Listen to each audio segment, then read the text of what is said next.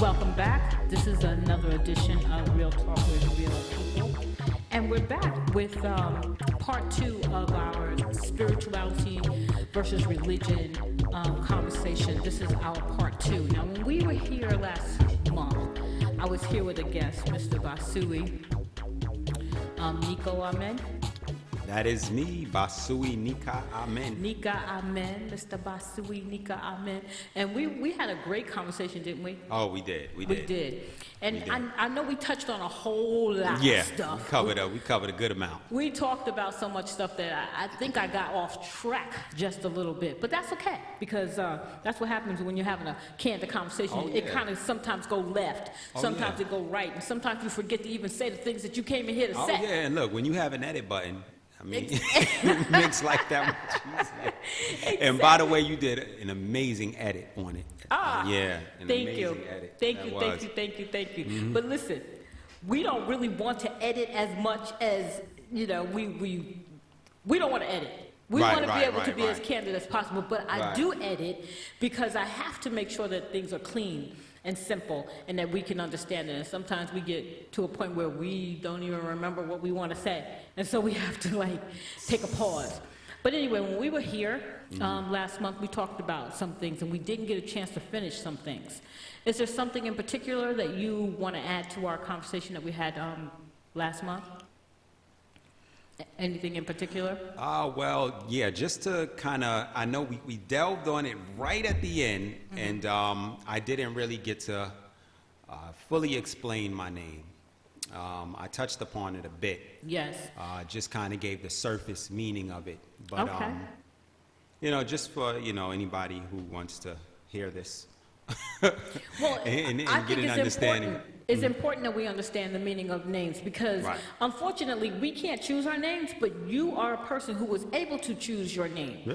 And so if you took the time to choose a specific name for yourself, then obviously it had a meaning to it. So absolutely, please explain your name to us in a way that it expresses you. Right. So like I told you the last time when I did my spiritual reading, it was determined that through the reading, series of castings that get done that total up to the one, that divinity.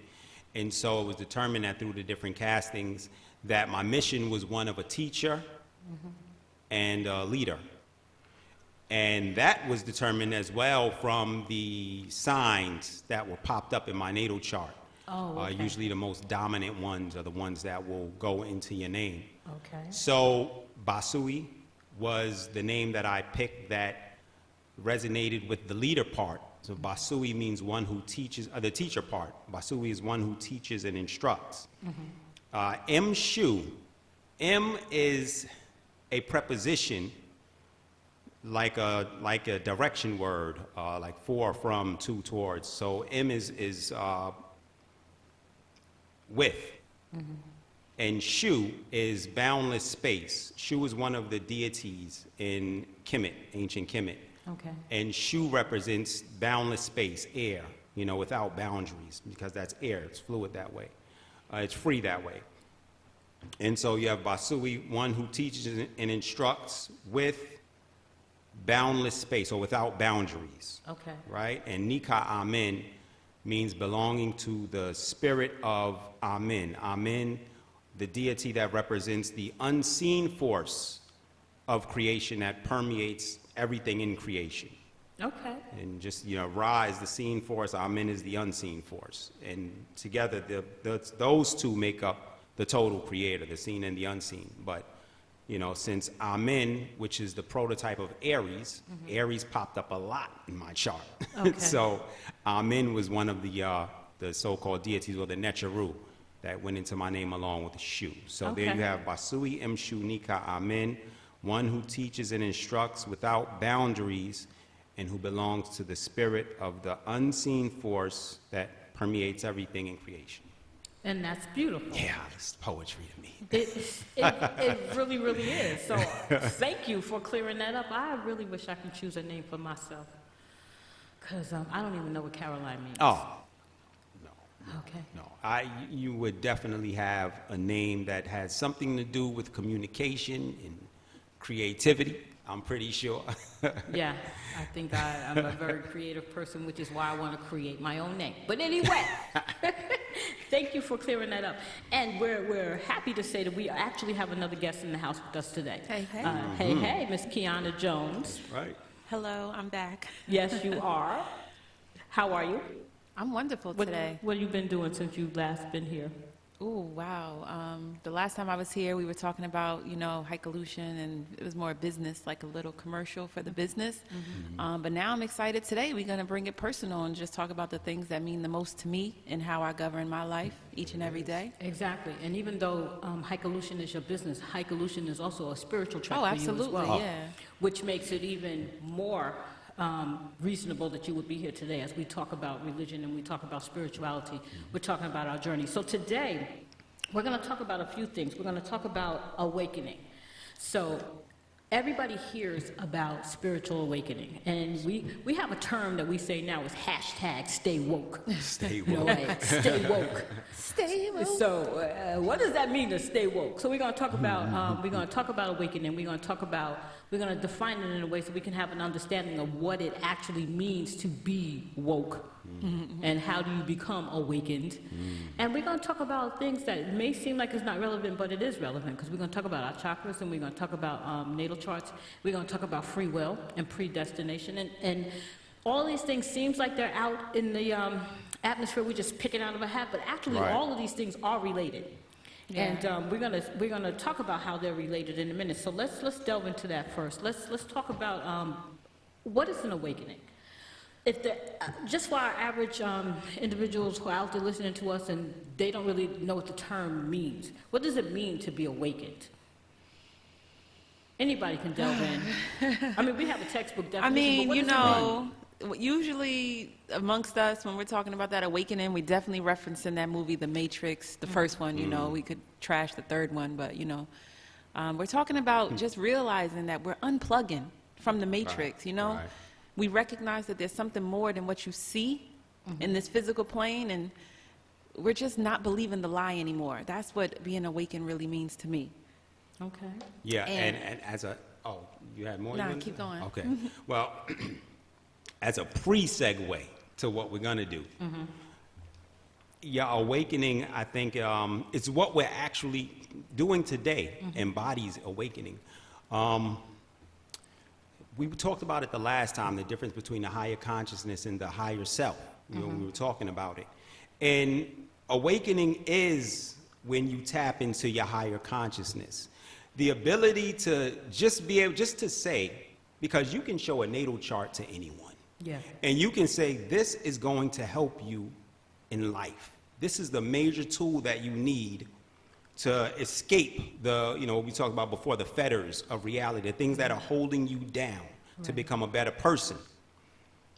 A person who's not awake is going to look at that and say, it looks like what they say today, spookism. It doesn't resonate to them. Right. Yeah. I don't believe in people that. who aren't awake are they do not resonate with things that that we feel, are to the benefit of you as a spiritual being. And so just to have that ability to look at your natal chart, just to listen to it and say, you know what, I want to read into that. Because there's something that's telling you that there is a need to better yourself, to better your spirit. And so just to have that, and that's your higher consciousness. That's a person who's tapped in, the person who's willing to listen and say, I want to try that. Yeah. I want to try something better. That person is tapped into a higher consciousness, and that's the awakening. That's whether it's Christ consciousness or Heru Absolutely. consciousness. It's. Let's define consciousness. I know it seems like it's a simple enough thing, but what if somebody's not understanding what we mean by consciousness? Right. So let's break it down. Hey, that's the thing. See, we're all conscious. Because we live in physical reality, so we're conscious of our surroundings. But I think what we're talking about is a higher consciousness, like a super consciousness. It's like when you talk about awareness, it's when you finally recognize that there's something beyond here. There's something beyond our five senses. So Right. awareness is really when you start to tap into that spiritual realm. That's not, it's always here. It's just Right. that we're not paying attention to it. So many people walk around and don't even pay attention. So when you start to pay attention to the spiritual realm, to intuition, to all those things, the laws of the universe, that's what I believe is consciousness. Right. And see, Higher consciousness. The higher consciousness is the one that wants to escape from reality so that you can, ascend Yes. to the higher self. The be higher lighter. consciousness wants to do that. The higher consciousness wants to do the groundwork. Okay. Because we live in physical reality. Right, And your right. consciousness, along with your ego, are the two components and the opponents in physical reality. Right, And right. one says, in order to get to that other realm, I got to beat you. So the higher consciousness is always looking to better itself on the physical realm so that it can allow you to enjoy life on the subtle realm, the physical and the subtle realm. So that higher consciousness is the groundwork. That's the one that wants to do the groundwork here in physical reality of, a person that has good character. They want to give you all of that stuff so that you can have the tools to ascend. So there's like a super consciousness, there's a regular consciousness, which we all are in, and then Right. there's a Yeah, no, we're subconscious all- level too. always Because subconscious. we're not even aware of the stuff Oh. that's happening to us on a subconscious level. Yeah, I would say subconscious is like the stuff that you're going to find in your natal chart. It's a lot of subconscious stuff Oh, there. Yeah, things that you aren't aware of that are in play in your life. Yeah. So that's why it's important to understand your natal chart, because then you can start to have access to what's subconscious. Right. And what do they say? Many of the spiritual disciplines, they all have that chart of the iceberg. And 10% of it, I don't even think it's 10, is sticking out Above above the the water, water, right? yeah. And below the water, you have, that's your subconsciousness. That's all, that's what's controlling you, you know what I mean? Yeah, it's the And- larger part. Exactly. So what you we say have- then to become awakened is to not move on a subconscious level, but be totally conscious and making choices yourself as opposed to allowing things to just happen. Yes, it's Right. You are it's now actually aware Yes. and you're making those choices. So basically, you're going from autopilot to driver. You know, Okay. like you could put a car in auto and when it Right. drives itself, but then you shift that gear and say, no, I don't want the car to drive me. I want to drive the car. Right. That's the difference. Okay, so we can say we're all going to agree that from what we experienced, that we awakening would then be going from autopilot, doing just what everybody has programmed us to do, Right. to taking charge of our own Yes. life, and now consciously making the choices to get us to a super consciousness, which Yes. is what we're all aspiring to get to. Yes. We Yeah. can agree with that. Yeah, I mean, Yes. look, imagine if you can control all of those subconscious urges and impulses that come out of you. Imagine if you can see all of them before they actually did and say, you stay down. Yep. You don't try to show your face. Okay. That's that consciousness. That's the 10% that's above the water. Okay. And a lot of the spiritual traditions, they subscribe to the notion that when you're able to have that 10% control the 90%, that's when you really tapped in. Yeah. That's what meditation is. Meditation is you being conscious, but going into an unconscious state so you can actually control, the unconscious, the subconscious. Yeah. And I would say the beautiful thing about hitting that higher consciousness is you're not even burying it. It's going to offer you tools on your journey to correct the things that are lying below that want to come out Right. and be to your detriment.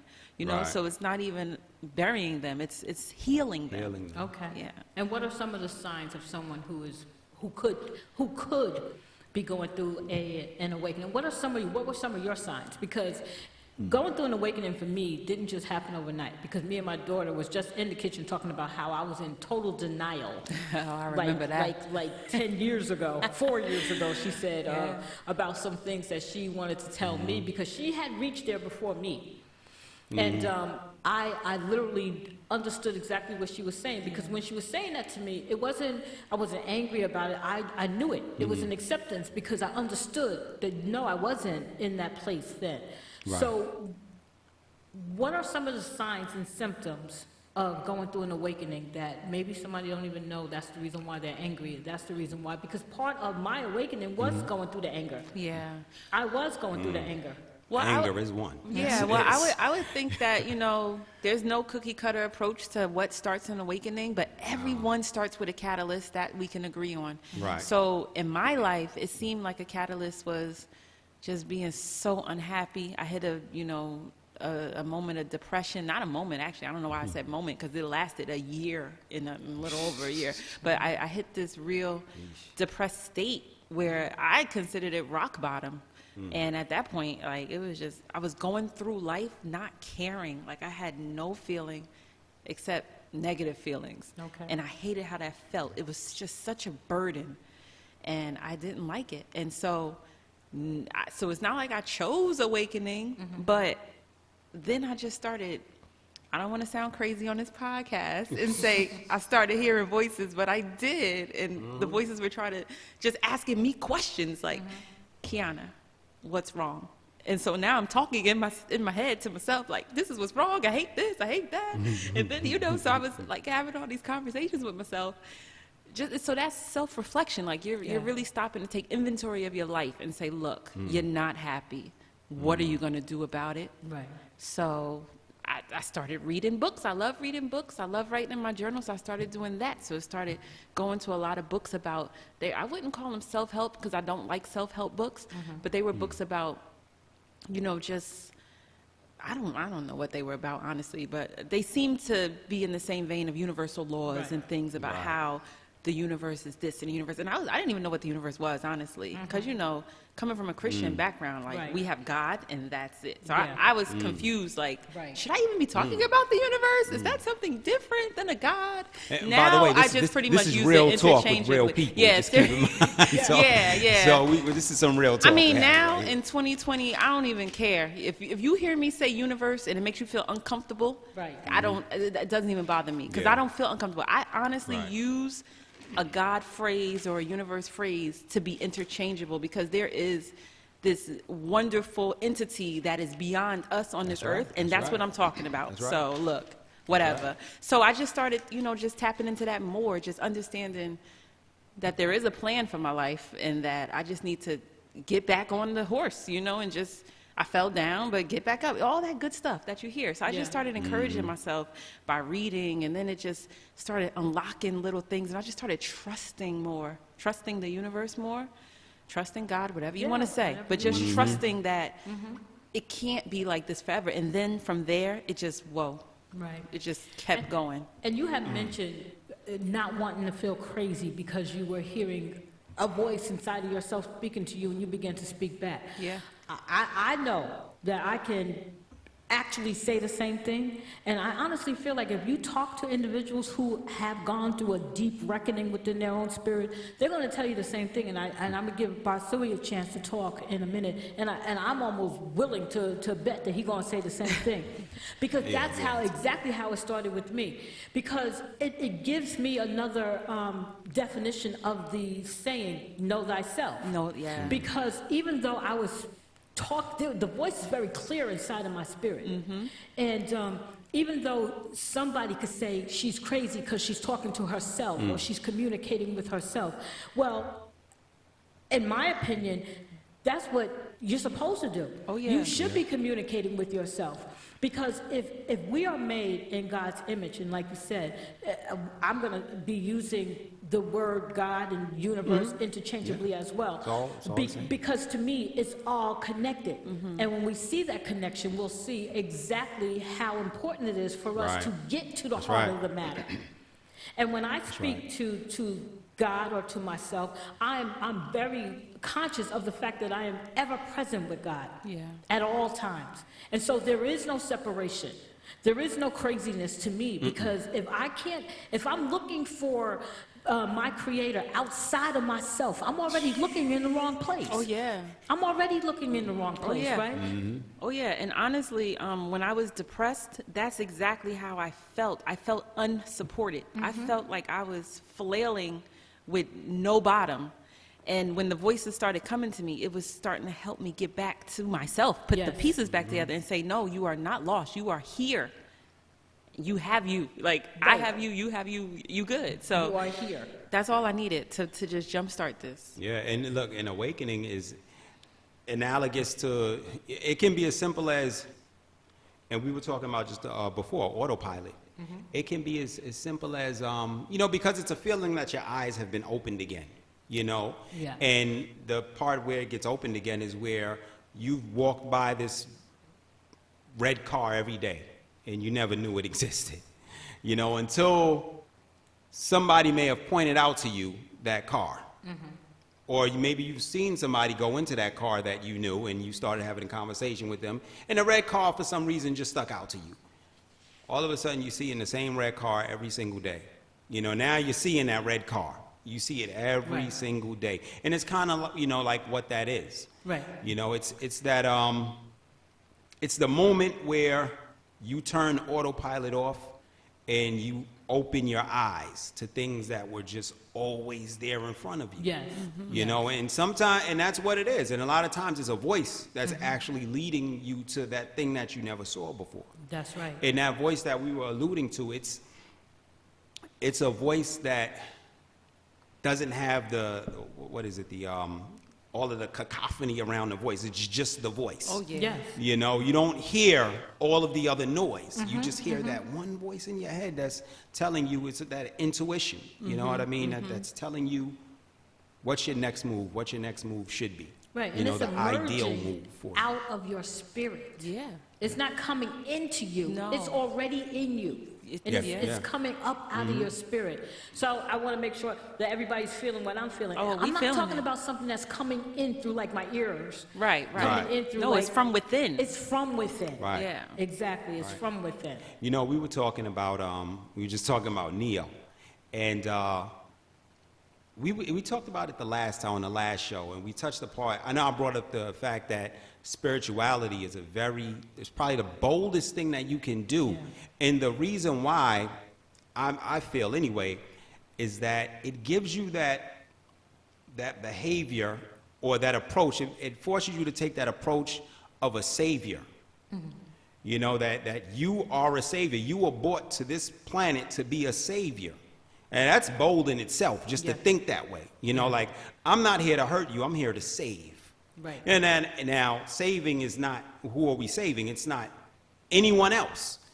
But to understand, when we get into the laws of, you know, spirituality, if you want to accept reincarnation into it, you got to understand that where the saving part is ending that endless cycle of reincarnations. Like, you were chosen. You were put here on this planet because you were the one that was chosen to end the cycle of these endless cycles of your spirit going through other vessels until it finally gets it right.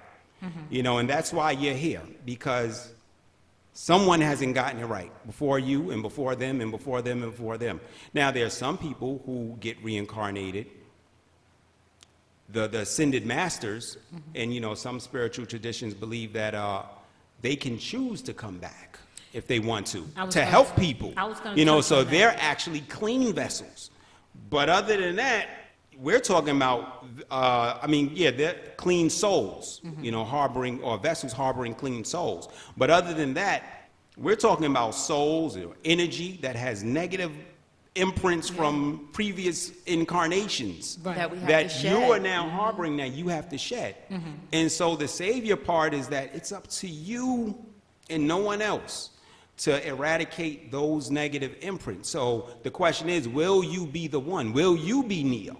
You know, don't look for Neo. Are you going to be Neo? Okay. The one that's going to, you know, shed those. Are you talking about collective voices right now, or are you talking about a savior in the sense of saving ourselves? Saving ourselves. Okay. Yeah. This is how we Definitely. save humanity. You know, this Okay. is how we save the universe. By We saving all have ourselves. to, right. Yes. Okay. Each Each one save themselves, Okay. do the work to eradicate those negative imprints off of your soul and harmonize. You know, Okay. so now these energies can harmonize with the universe. To raise the way it is. vibration. Okay. So but still, when you're talking about raising vibrations, you are talking about a collectiveness, a collective voice. Yes, but Right. that comes Right, from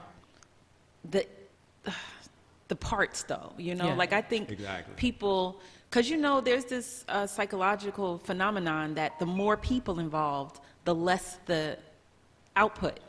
That's been proven over time. If you have one person in a group, you have 100% of the responsibility. Two people, 50%. Three people, now you're going to numbers that I can't. You know what I'm saying? Right. So I don't want us to get lost in that word collective, because then in your mind, somewhere we get lazy. Okay. That happens automatically. So let's not, the collective part is going to happen on its own. Let's not focus on that. Focus on what you're doing, your part.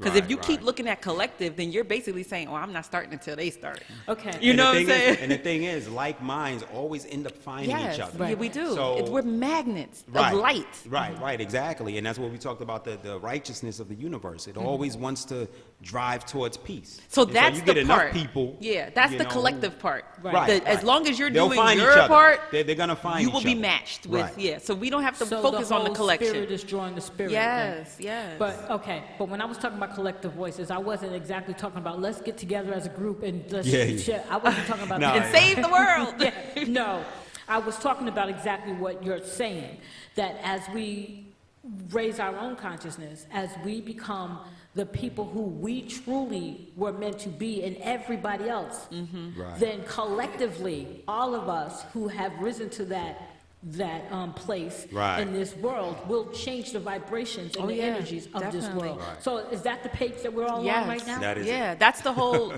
be the change you wish to see in this world. Okay. That's what that's about. Instead of sitting back and saying, oh, people need to do this and complaining and, oh, they should. Look, part of the problem or part of the solution, you choose. Right. So working on yourself is an act of working on saving the world, because I'm in the world, and if I save me, my light will now shine and increase the vibration, one person at a time. Right. Right, and it really still goes back to what I've been saying all along, that the quote from Howard Thurman. Yes. Don't do what the world... Don't ask the world what it needs, but ask yourself what makes you come alive, and go do because that. what the world needs is people who have come alive. Because if you can shine your light, then you bring a light into the world. And, and if everybody else is shining their light, that's a collective light that everyone is shining. But you can't shine your light if inside of you are feeling depressed or downtrodden or without sight. Then we just become the blind leading the blind. And we all falling into a pit because there's darkness. There is no light. Right. There's only darkness. So in order for you to even have a desire, which, Kiana knows, I have a desire to save the world. And what I had to learn over the years, and this is where the awakening for me is, I had to take all of my experiences. And I had to see all of my experiences so I can understand why I'm in this place right now. Sure, it's okay, I have a desire to change the world, but I can't change the world. Right. The only thing that I have the ability to change is myself. And so when I put the work and the effort into changing me, I become a light force. Right.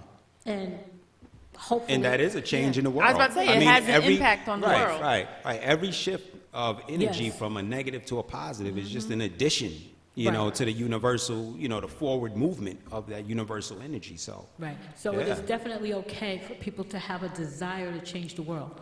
But what we need to focus on is that change must come within. Yes. We must change ourselves. That's right. And so moving into the next level of this, we were talking a little bit about some of the ways that we can determine whether or not you're going through an awakening. I went online just to find out what are some of the signs. And I jotted down a few of them because as I was going over them, I said to myself, wow, I actually went through that myself. So here are some of these are 10 signs that I just took from Google. And then I want you guys to tell me if this is something that you yourself found yourself in.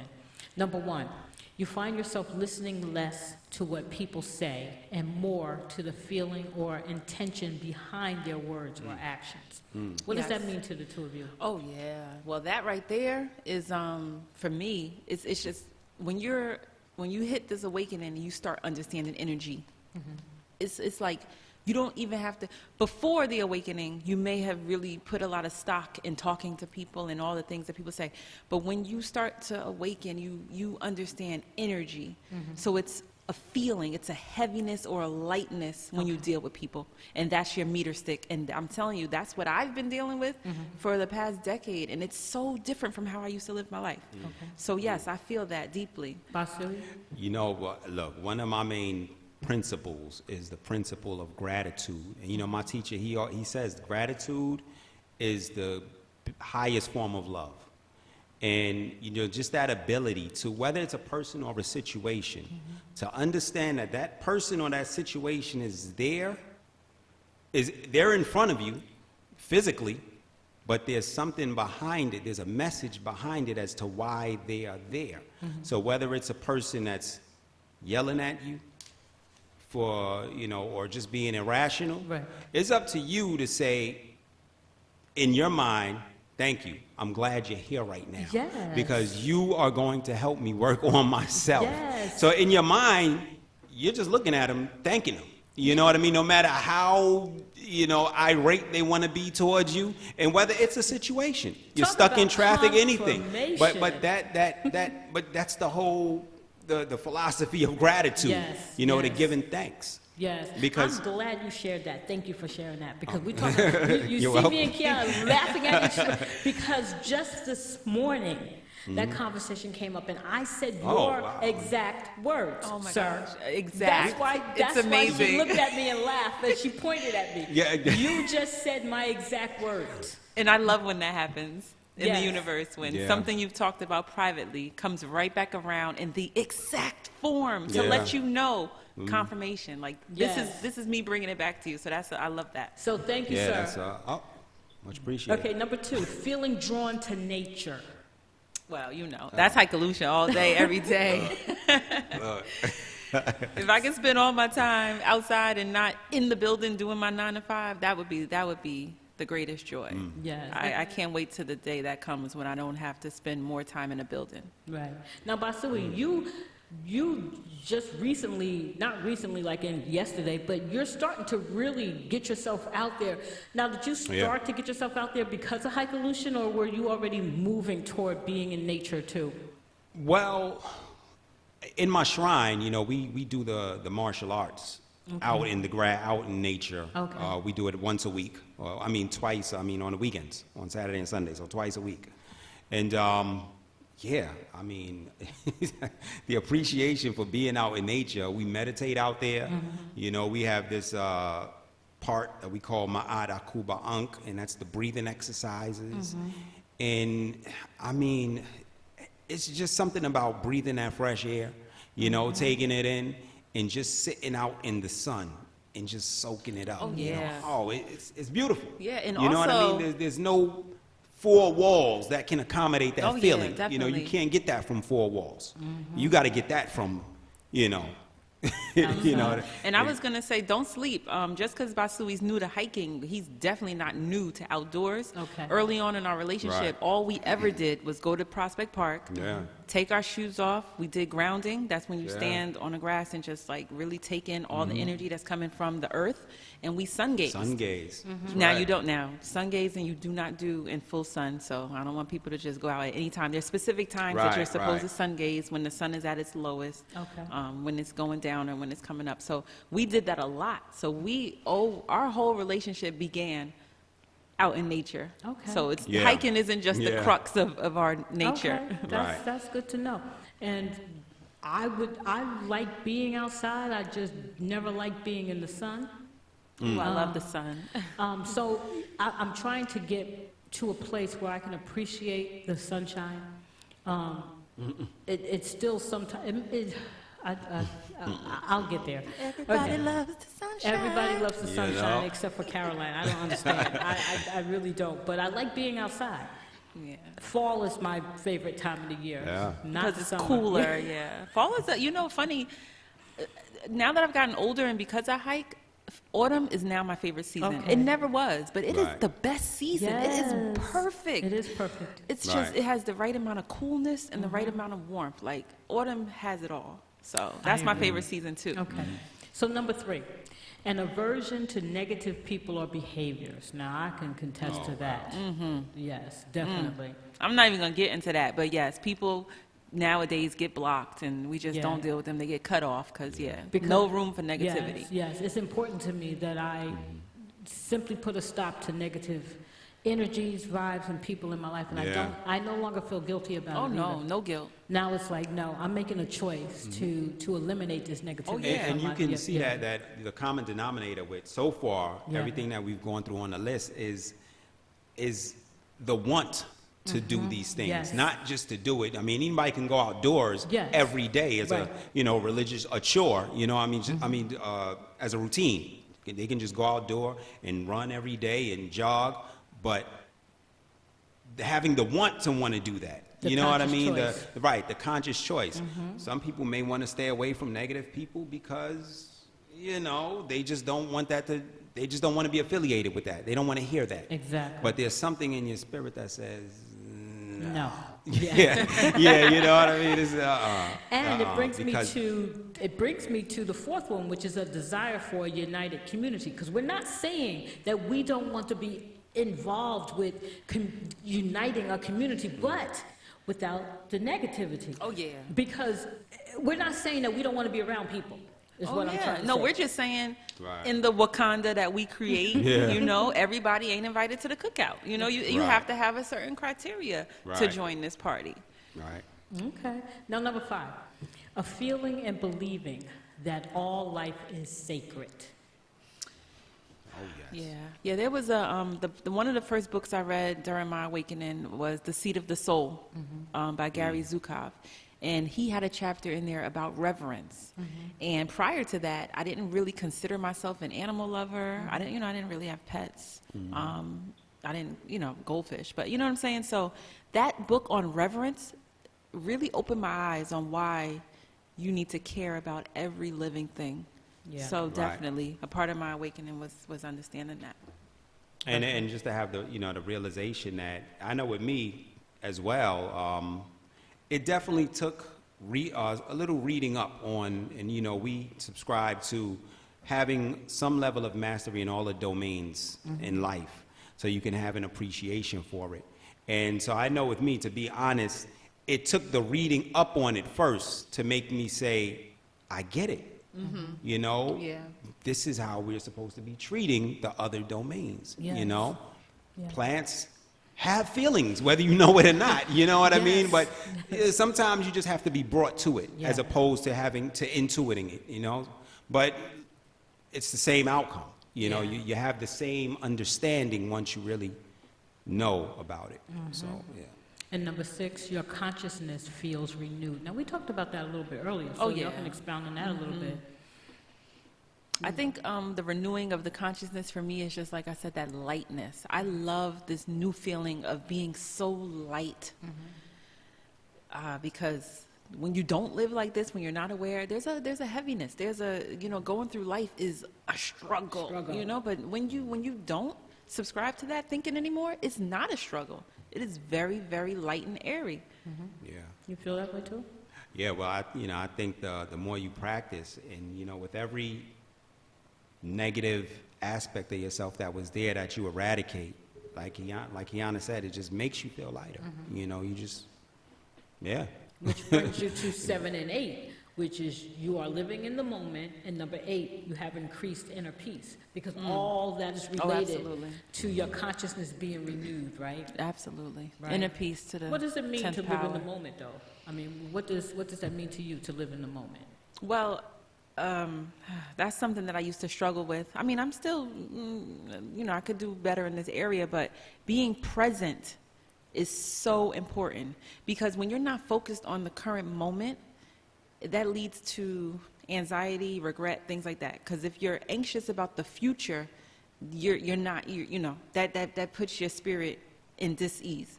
Okay. And then if you are always talking about the past, now you have regret. You think about, I shouldn't have did that. So none of that is good for your psyche. Okay. But staying in the present moment helps you express that gratitude that Basui was talking about, because you are looking at what is right in front of you, being present, fully, wholly, and having appreciation for the moment. You want to add to that? Right. And, what do you call it? Equanimity, that ability to see everything equally. Because once you start attaching feelings to certain things, you live in the past. You know, so you have to have that ability, whether it's good or bad, to return to something that you're in right now, you know, to return to a mean that is at peace. Because it's those feelings that you attach to the thing that allows you to stay stuck in a certain place, or like Kiana says, that'll keep you anxious about what's to come, because you're constantly thinking about that. You emitted these feelings for something that's impending, you know, around the corner. But you just have to stay at peace and don't be moved by whether it is something that you heard that will send your feelings back to living in the past, or something that's being overly anxious for something that's waiting to come. Okay. You know, you just have And to then have that. the last two that they have on here is compassion and positivity surges through you. And then the last one, you have an enhanced authenticity. So let's talk about that last 2 points, and then we'll move on to our chakras, because it's all going to be related as to how we feel. It's all going to be related to that path that we're taking to get us to our natal chart. So, Yeah. Well, compassion and positivity, that's definitely a part of the awakening. What I do with compassion is I start to remind myself, I think Basui touched on this a little earlier when he was saying, when you encounter a situation or a person, don't get caught up in what they're doing. Think about, oh, you know, they're going through something, you know? That's where the compassion comes in. And then the Right. positivity, you got to keep that, you know, got to stay positive. You cannot drown in negativity. And then, what was the 10th one? the 10th one was authenticity. Oh, authenticity. Yeah, you know, knowing your truth, that comes from knowing thyself. Yeah. And there you go. That's what I'm Gotta be saying. authentic, you know? Basui? Yeah, compassion, I think it keeps you patient, you know, when you understand that your compassion for your fellow man or woman, because, and I always like to use the analogy of a doctor who is in an office and sees patients every day, and most of them are sick, you know, and it's, imagine a doctor who loses compassion, because the doctor knows the way. The doctor knows what needs to be done. So equate that to a person who has come into consciousness, who is dealing with quote-unquote sick people on a regular basis. Right. The doctor understands that I can't lose it in front of them.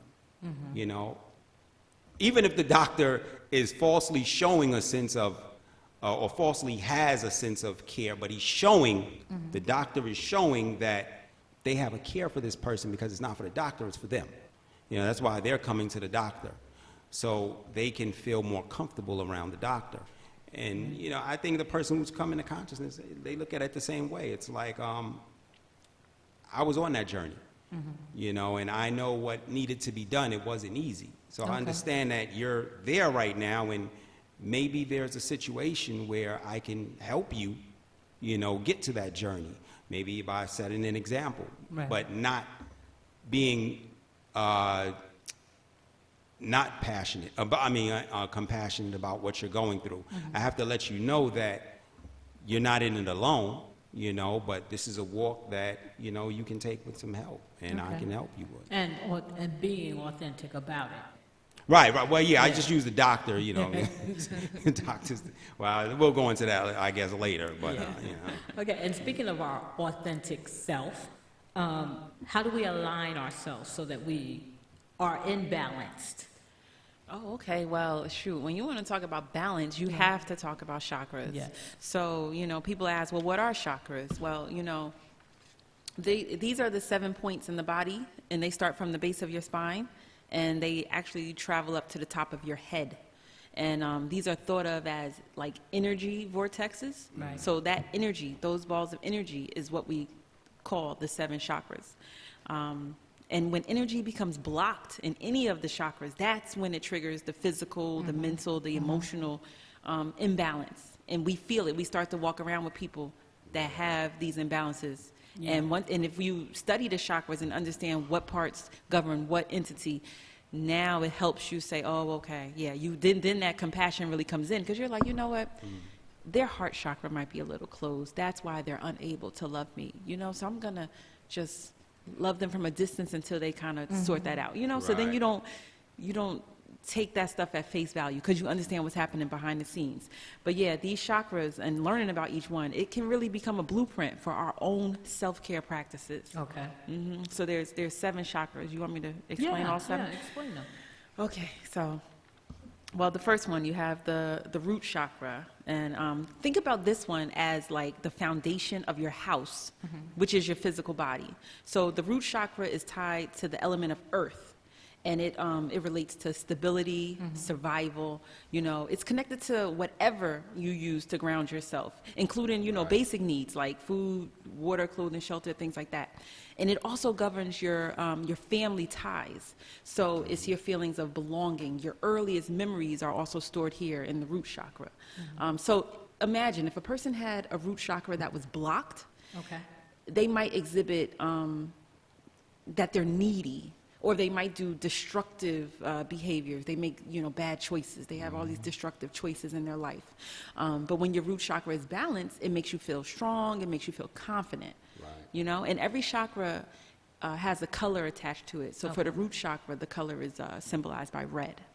Okay. So also if you're trying, I know we'll talk about balance and stuff later with crystals and things, but if, you know, each chakra is related to a color. So if you wear that color, you're kind of tapping into that chakra. Oh, okay, okay. Now, before you move, now, are they placed in a certain place in your body? Yes, they're in a straight line. So the root chakra is right, like, the base of your spine. So it's like the lowest point, like when you're seated, it's right underneath your seat. Okay. And then it moves up to one that's like, kind of where your what do you call it?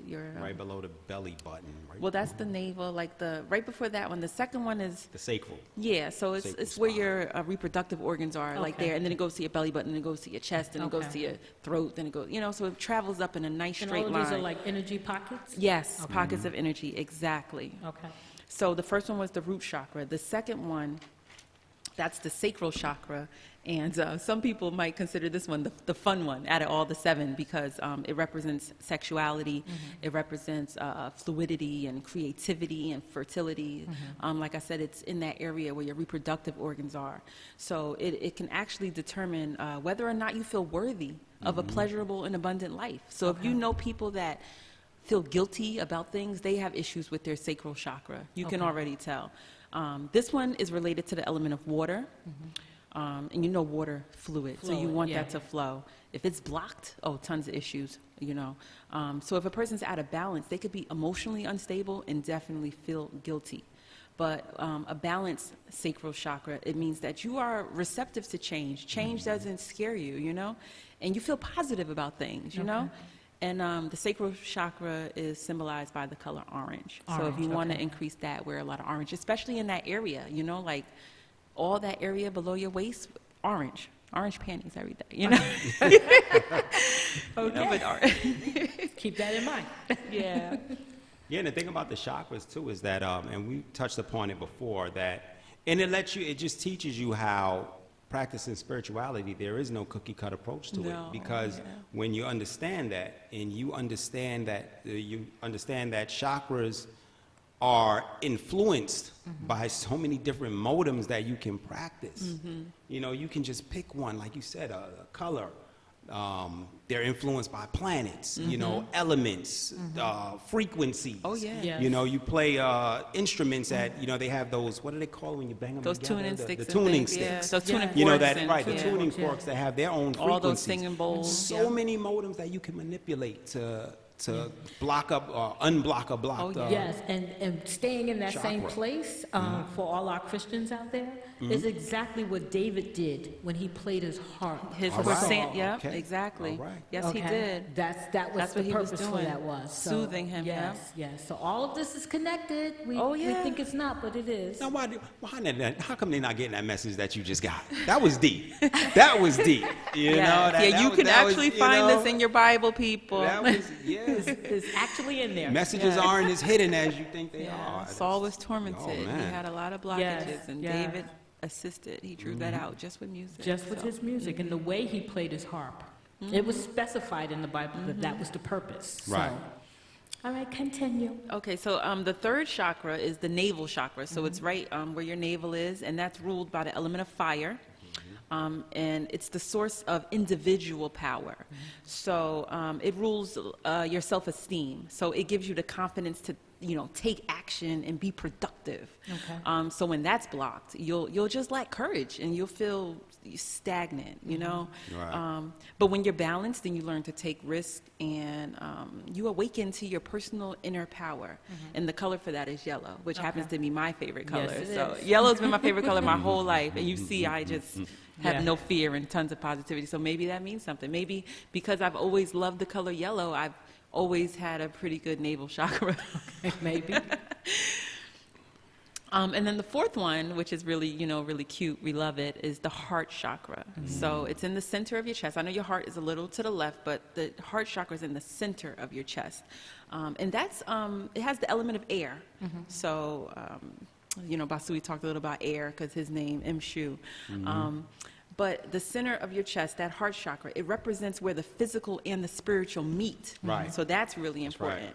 And it governs your capacity for unconditional love and for forgiveness and acceptance, So a closed heart chakra, oh man, it really gives way to a lot of grief. And it manifests in the form of people that hold grudges. I know you know people that hold grudges. They need to open their heart chakra. When it's blocked, a person becomes possessive and codependent. And they just form dysfunctional relationships. So, if you see people in toxic relationships, they should really do work with their heart chakra. Right. So, of course, when you do have a balanced heart chakra, then it allows you to heal past wounds and you learn to love and you form healthy relationships. And the color for the heart chakra is green. Okay. Yeah. And then the fifth one, the throat chakra, which, just from preparing for this podcast, I realized that's the one I need to work on, and I'll tell you why. Communication. But yeah, the throat chakra is in charge of communication. The element is ether. So the first four chakras, their element was a physical matter.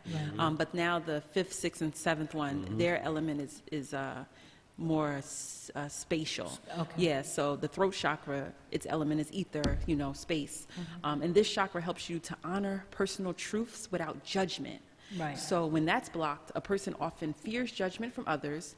They may be overly talkative and a bad listener. So when I read that, I was like, oh yeah, that's me. Yeah.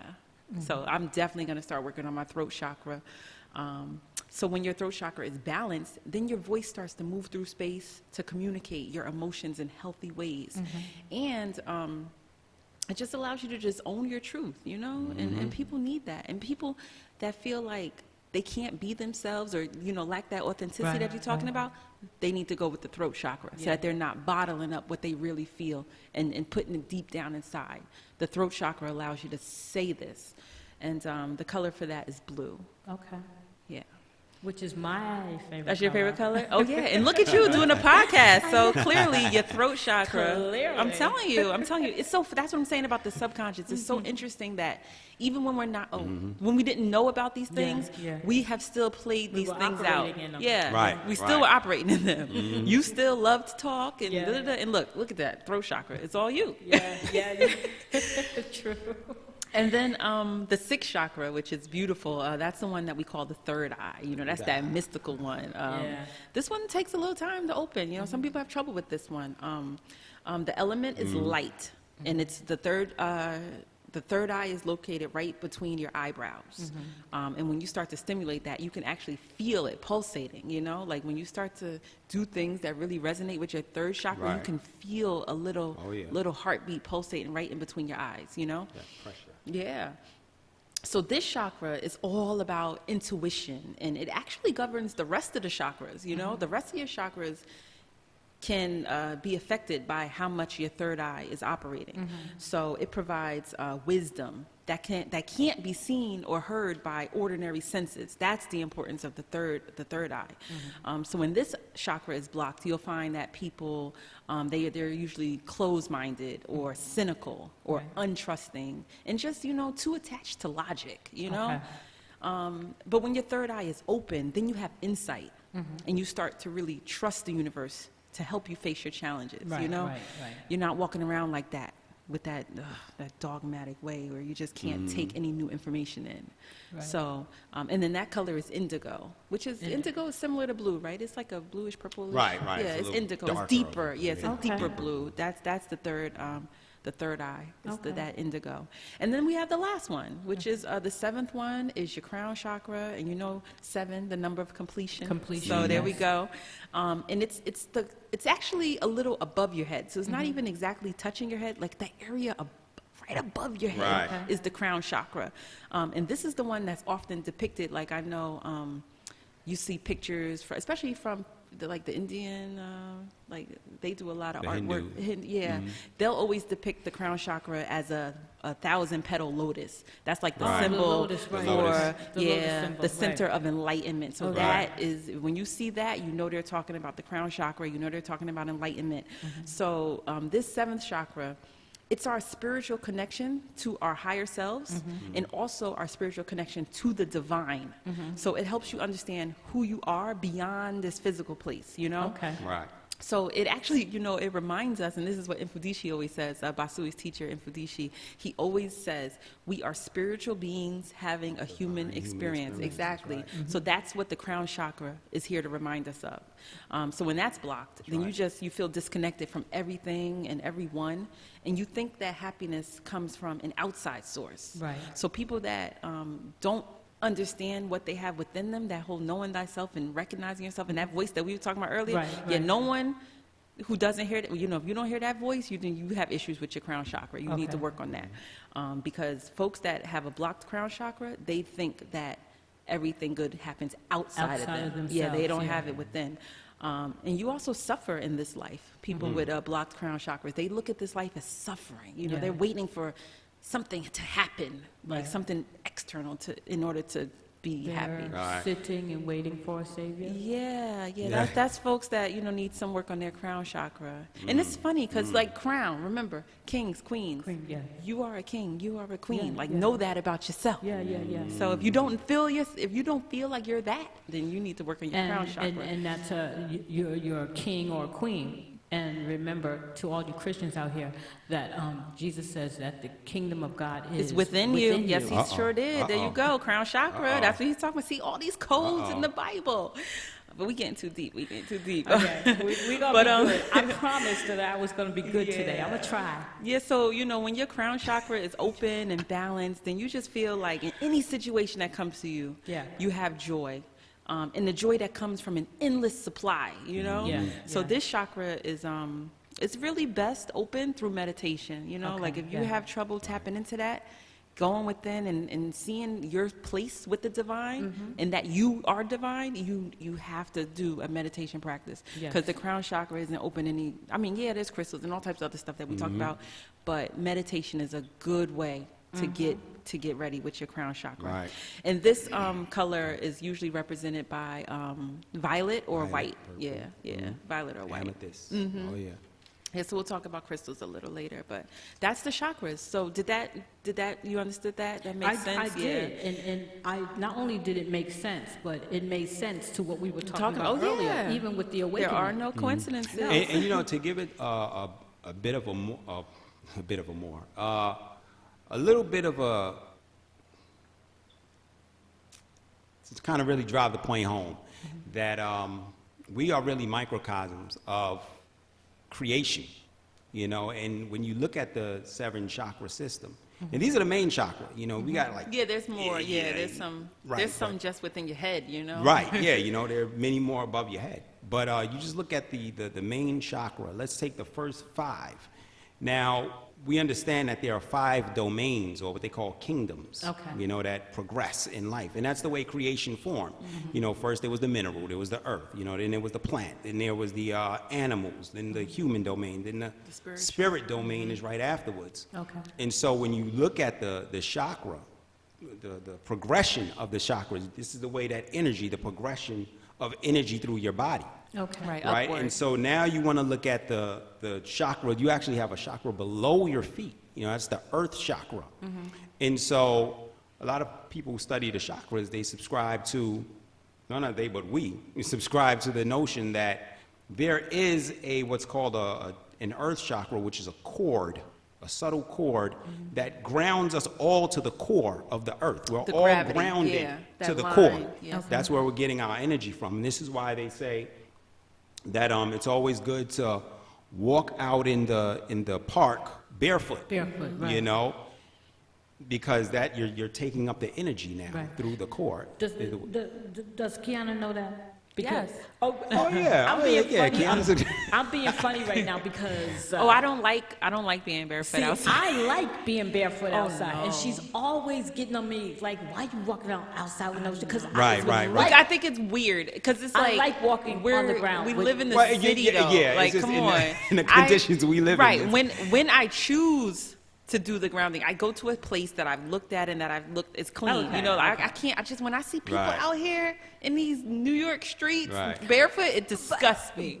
Yeah, I cannot. These days you got to get your own little patch of dirt. Yeah, Put it in the park. I'm not putting these But I'm these talking divine about- feet I'm on talking about- anybody's grass. I'm Like, talking about in my own yard. people don't curb But their right, dogs. right, People right. spit. Like Oh. I have you know, just a little Yeah. aside. I have OCD issues with cleanliness, so Right, I have right. some issues. But But yeah. on a serious note, though, I literally love being barefoot. Yeah, well, you're good. You're you know, good. I love walking in the dirt. So Right, I, right. I love to have my feet. Yeah, planted that's our firmly natural on- Yes. connection that we want to feel with the core. Yeah, you know that's what totally I mean? normal. Yes. Okay. All right. Go ahead. Yeah, and so when you look at the progression of the domains in life, and you look at the progression of energy through the body from the chakra, you have your earth chakra, you know, and now you're talking about the earth was the first part of creation. You know what I mean? That had to be created first. And then we're coming up to our, the root chakra, you know, which is the one at the base of the spine that Kiana was talking about. And so when you think of roots, you know, you're thinking about plants. You know, plants are deeply rooted into the earth. And that's what Yes. keeps you centered. That's why the root chakra keeps you centered. That's your grounding chakra and your centering chakra. And then as you're progressing up, now you're talking about your sacral chakra. This is where you get your intuition. This is what makes you intuitive. And when you think of intuition, you think of instinct. The same thing. You know, animals have instincts, we have intuition. But they're both the same. They're thing, interchangeable. Yeah. Yeah. You know, so, and that's what you're thinking about. As soon as you think about animals because they are bought in to nature. Oh, yeah. You know what I mean? They don't have a consciousness that tells it, I don't want to do that. Right. They're bought into the nature script, which is yeah. the script, you know, a great script to be bought into. Okay. You know what I mean? And that's why we should follow animals for certain stuff, you know, because they show us the natural energies that nature emanates. And so when you move up, now you have your solar plexus chakra. We are solar beings. You know, we are the creations of, we get our energy from the sun. Yeah. You know, and then as Kiana said, these are your physical realms, physical chakra. And so when you get to your heart chakra now, that's the opening of the spiritual realm. And Okay. you know, so that's the fifth domain, the spiritual domain. And so it just shows you that, as they say, what is above, is so below. below. Right. We are microcosms Okay, of the that's what I whole, wanted the to total. make sure we understood. You're talking about domains like astral domains. Are we talking still? Are we in that place right now? Well, yeah, we No, moved you from Right. We just moved to all the way up. astral domain, Yeah. right? But Okay. we're talking about progression on the physical plane Okay. first, and then to the astral. all the way up, Yeah, right? okay. Because we are the embodiment of all of that. I Yes. mean, we are the same minerals that you know are in the That the cosmos. universe- We're yes, made of yes, those minerals. Yes. But yeah, I was it's aware amazing. Of that. Yeah. Okay, so I was aware of that. You can continue. I didn't mean to interrupt you, but I wanted to make sure that we were all on the same place. Oh no, but yeah, but I was ending it there because now okay. we're talking about the spiritual domain, and everything past the heart, as Kiana laid out, is all spiritual. All These are all spiritual. your spiritual chakras. Now, You is have- that where we would come in with our natal charts? Because our natal charts take place in the astral plane. Oh, In the- yeah. Right. Right. Yeah. So it's a great segue to bring us Oh, into that right now. So the question then becomes, when I was talking with Kalia, my new intern, we were talking about whether or not mankind actually has a free will, or are we predestined? And it's a good question to actually, there are so many people that I've talked to who do not believe in free will, who believes that everybody has a predetermined state, and that's the state that they're in no matter what. No. I personally I believe in free will because I believe that we have the ability to change. Right. And so when we're talking about our natal charts, though, our natal charts give us a snapshot of who we were, or who we are, right, or who we was, or who we from the day we were born. I don't know a lot about it because I just now started to actually put it together with everything else that we were doing. Okay. So let's talk about that for a minute because we did our natal charts. So let's talk about that for a moment. Let's. I'm gonna turn that over to Mr. Basui right here. I guess for people who will listen to this in the future, just to kind of give them a description of what we're talking about, right? So the natal chart, and for those who have seen it before, you know that it's the round pie kind of chart, and it's divided up into 12 sections, right? And so what that is it was our ancestors looking at the sky. And they saw a bunch of dots. They saw it was dotted, heavenly dotted, right?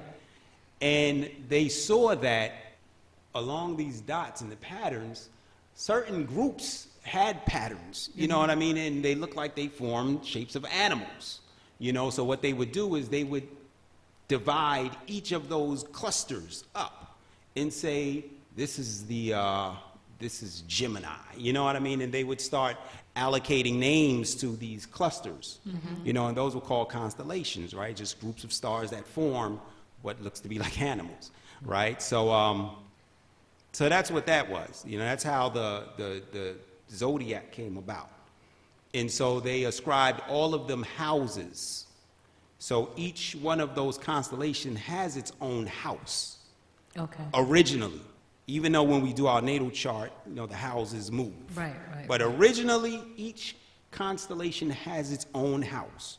And it follows the progression of the zodiac. So Aries is ascribed to the first house, the second house Taurus, and the third house Gemini, right? Originally. And that's important to know when we get deeper into it. So to go into the aspects of the natal chart, so here's your chart, divided into 12. And it's thought of to look at it as a school. You look at the chart as a school. You look at the houses as the classrooms. Okay. And you look at the planets as the teachers. And you look at the actual zodiacs or the signs that are in each classroom as the teaching styles, right? And that's what it is. So the planets tell you what to do. The signs tell you the style in which you should do it, right? And the houses are the rooms that you're doing them in. And, so those 12 houses represent the 12 different areas of life, that you go through as you progress. And so that there is your surface definition of the natal chart. All right, so because those are the main functions. You have your, it is a great you have the chart, you have the houses, you have the zodiac signs themselves, and you have the planets. Okay. That's what we're looking at when we look at our natal chart. Now we want to see how they all interplay with each other and how they influence us. Right. And that's what that is. We want to see how those energies are determining our, creating our, what would you say, I guess, creating our character. Let's put it that way, creating our total character. I love how that analogy of the school and the teachers in the classroom, that's beautiful. Because if I didn't know what a natal chart was, your description, I get it. So I just want to note that in order to get your natal chart, you have to enter your date of birth. Right. You have to enter your time of birth. And you have to enter your place of birth. Right. So if you don't know your time and your place, then you really cannot get your natal chart, because it's not just about your birthday. So I know, growing up, it's like, oh, what's your birthday? Oh, you this sign. Oh, let me tell you your horoscope. It's more complex than that. Yeah. Oh, yes. So once you have the time of birth and the place of birth, now we have a snapshot of what was in the sky the moment you escaped from your mother's womb. You know what I mean? Yeah. Right, and that's right. going to be different. So if two people were born at the same time, they couldn't have been born in the same place. Right. So their charts are going to be slightly different because on the other side of the world, it's daytime here in the U.S., but it's nighttime in China, you know? Right, So exactly. now the time is different, you know, and the place. So the way the sky moves and the way our ancestors, early, the first people to really sit and just look up and chart that, like, I'm so grateful to them. It's amazing. Without technology. I mean, you know, what we have today, but we have no clue as to what they use. It's so amazing to think of and to know that they figured out that meant something. Right. So here we are in 2020, and I know we all did our charts at different times. I got my first chart in 2017. I know, Basu, you got yours like 7-8 years ago. Right. But, you know, it doesn't matter when. Just know that in this present time, you are using ancient technology that looked up in the sky and said, the precise moment and place that you were born is going to now play into your character as you travel on this journey. That is amazing.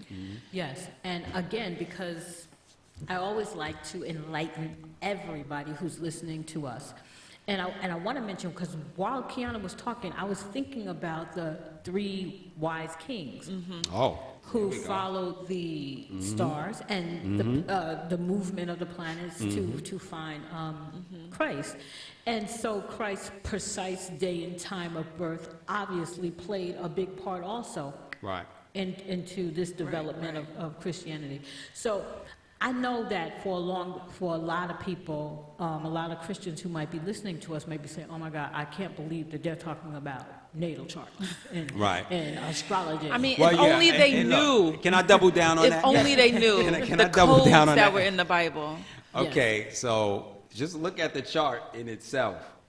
Understand that the middle of the chart represents the earth, right? That's the earth. That's us. You know, that's you, because this is your personal chart, so that's you on the planet Earth. You have a company of 12 disciples.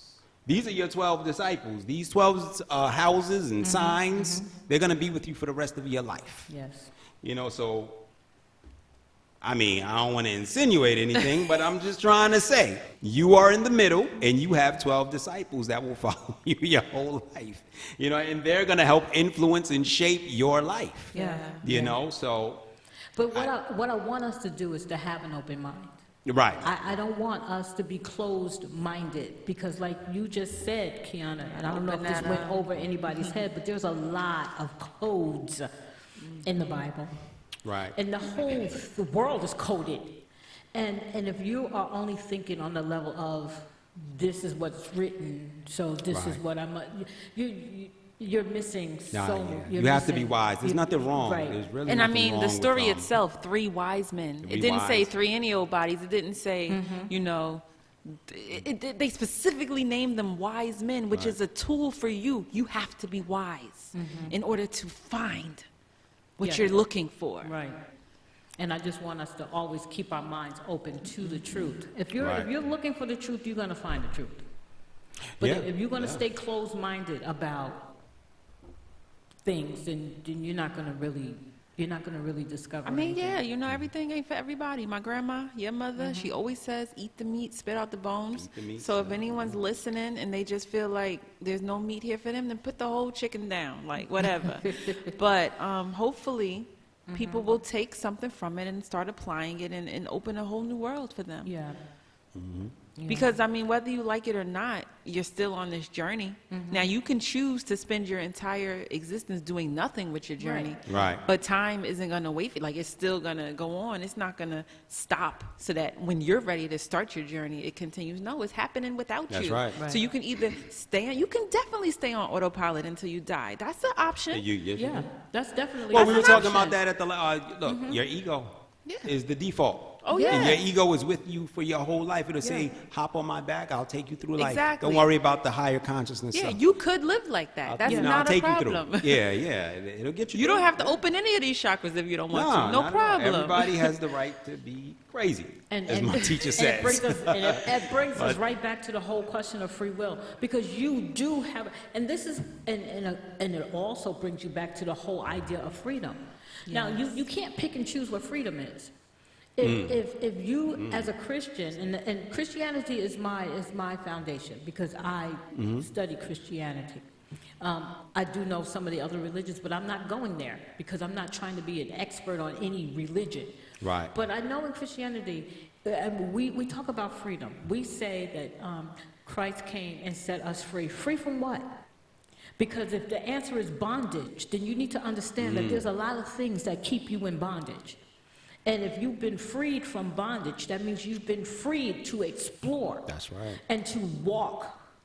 One of my favorite verses in the Bible is, "Come, let us reason together," because it is like, I have questions, and I shouldn't be afraid to ask those questions. Right. And I shouldn't be afraid to go on this search. Yeah, and the universe Ask the has questions. answers. Yeah. Key phrase, Right. ask the questions. Yeah. Don't Exactly. be afraid to do it. Right. So, Yeah, so, all right, well, now, and this is why we say, and, we hear people talk about, they'll say it on the surface level, and just as reading the horoscopes in the magazine, oh, you're an Aries, you're like this, you're a Libra, you're like this, it's very hard to do that, to Right. just pinpoint a person's character or determine it by the sun sign. When we get into the natal charts, we'll understand that what they talk about, when they try to ascribe a person to one sign, that's just their sun sign. That was whatever sign the sun was in at the moment that they were born. Right. That's the sign that you read in the horoscopes, Okay. that tells you that you're such and such, you're such and such. But we find out that when we read the natal chart, and y'all, can attest to this, it's so much deeper than that. Yeah. Oh, yeah. I mean, you can be in a Leo on surface. Yeah. But if you're, depending on where your moon is and what your conjuncts, what they say about each other and your aspects say about each other, you may not have any Leo qualities that people may be looking for from you. Yeah. So, it's that deep, and it has to really be respected that way. Oh, yeah. When we talk about the natal chart. And so, just going through, if we want to just go through and understand that all of the 12 signs in the zodiac, they all have governing planets. We know all the zodiacs are governed by a planet. It's important too, because the natal chart is all about where your planets line up, right? And so you want to know in what houses that these planets are in. And they tell you that in what areas of life you need to focus on. okay. If you don't have planets in your house, that's not a bad thing. Remember, planets are teachers. If you have planets in your house, that's telling you that's a lesson you need to focus on. I'm trying to teach you this. If you don't have planets in your house, that means maybe in a previous life you learned that lesson. Yeah. Okay. I don't need to be taught this lesson. Okay. I'm okay. Don't ignore it. Just understand it. Get a reading on it, on what it's all about. But you don't need to focus on it. What you need to focus on is where you have a lot of planets. Okay, so we If have you have 12 them. houses because we have 12 planets. Is that how that works? Well, No. Okay. Well, because some houses, the houses are ascribed to not the planets, to Okay. the signs, the zodiac signs. Okay. Right. and also remember it's when you were born, the sky was a certain way, the way the earth rotates and travels. Your house may be on the other side of the planet, so you can't get to all the houses. A natal Right. chart doesn't generally have all the houses at once because that's a full circle, and that would be going around the whole globe. So at a certain time you were born, any of us were born, it's going to be those houses that were in the sky at the time. Okay. Oh, Right. So your chart doesn't have 1 through 12. no, it doesn't. Not as yet. I'm looking at my chart. Yeah. Right. Or just to say, I would say that nothing will be present in Yeah. the, In those, My- right. Yeah, Yeah. they'll be there, but nothing may be present in Right. some of them. Right. Okay. You'll have activity going on in Right. a good amount. Because of them. then, on the other side, the aspects, that's different. Oh, man, because there's an explanation for each house how it represents to you. Okay. So your natal chart is twofold. It has what scrapes from, the planets, like when you were born, and then it also has how you as an individual relate in each house. Now, Right. does the degrees play any part in this at all? They do. Yeah, so that makes it even more complicated. Even more, huh? that's what I'm Right. saying. And that's what makes us unique. You know how Yes, we're always I talking was gonna about say that. how our fingerprints aren't identical. This is exactly why the natal chart shows you how two people will never be Never the be the same. same. Because Never the be the sky same. is not going to be like that. It's always shifting. The earth is moving as we travel through. The sky is changing. That's why people that go to planetariums and look at the night sky, they can go every day and they'll see something different. Okay. Because we do not stay still. Nothing stays still. That's right. So that's the beautiful, you're looking at your fingerprint on Yes, paper. Like, yes. this is your unique pattern. That's right. We won't get that again. No two charts are going to look the same. Wow. Okay. That's amazing. As I'm looking here and I'm listening to you and I'm looking at my chart and I'm seeing the differences. Yeah, this is definitely like a fingerprint. You're absolutely correct. And then don't forget that, each sign is based on a certain month. So, January and February, that's Capricorn and Aquarius, and then March. So depending on when you're born, we already know when they're telling you what your sign is, they're telling you what sign was in the sky when you were born. That's already right. fixed. Yes. So that means you can't get stuff that's in the sky in December because it's April. You just can't get it. It's not there. It's on the other side. Right, right. So it's like you just can't get that. Okay. So it'll show up in other ways. And the thing about the planets is, remember, like I said, each sign is governed by a planet or two planets. Oh, yeah. Right? So remember, I said the planets were the teachers and the houses are the classrooms. Okay. So let's say you're in the school, and the school bell rings, which means that the houses are turning, right? Same, just kind of equate that to that. And the teacher from one class says, oh, I got to teach in this class, meaning your planet is leaving the house that they were ascribed to and goes to another house. And she understands that Now- perfectly because she does subbing. Yes. Okay, there you go. So this teacher, remember, the signs are the teaching styles, right? So when the teacher goes to another class, they're bringing their teaching style with them. Oh, Yeah. yeah. Yeah. So when you have Mercury, which is in the third house, right? And Gemini's in the third house. That's the original governing sign of the third house. Mercury governs Gemini.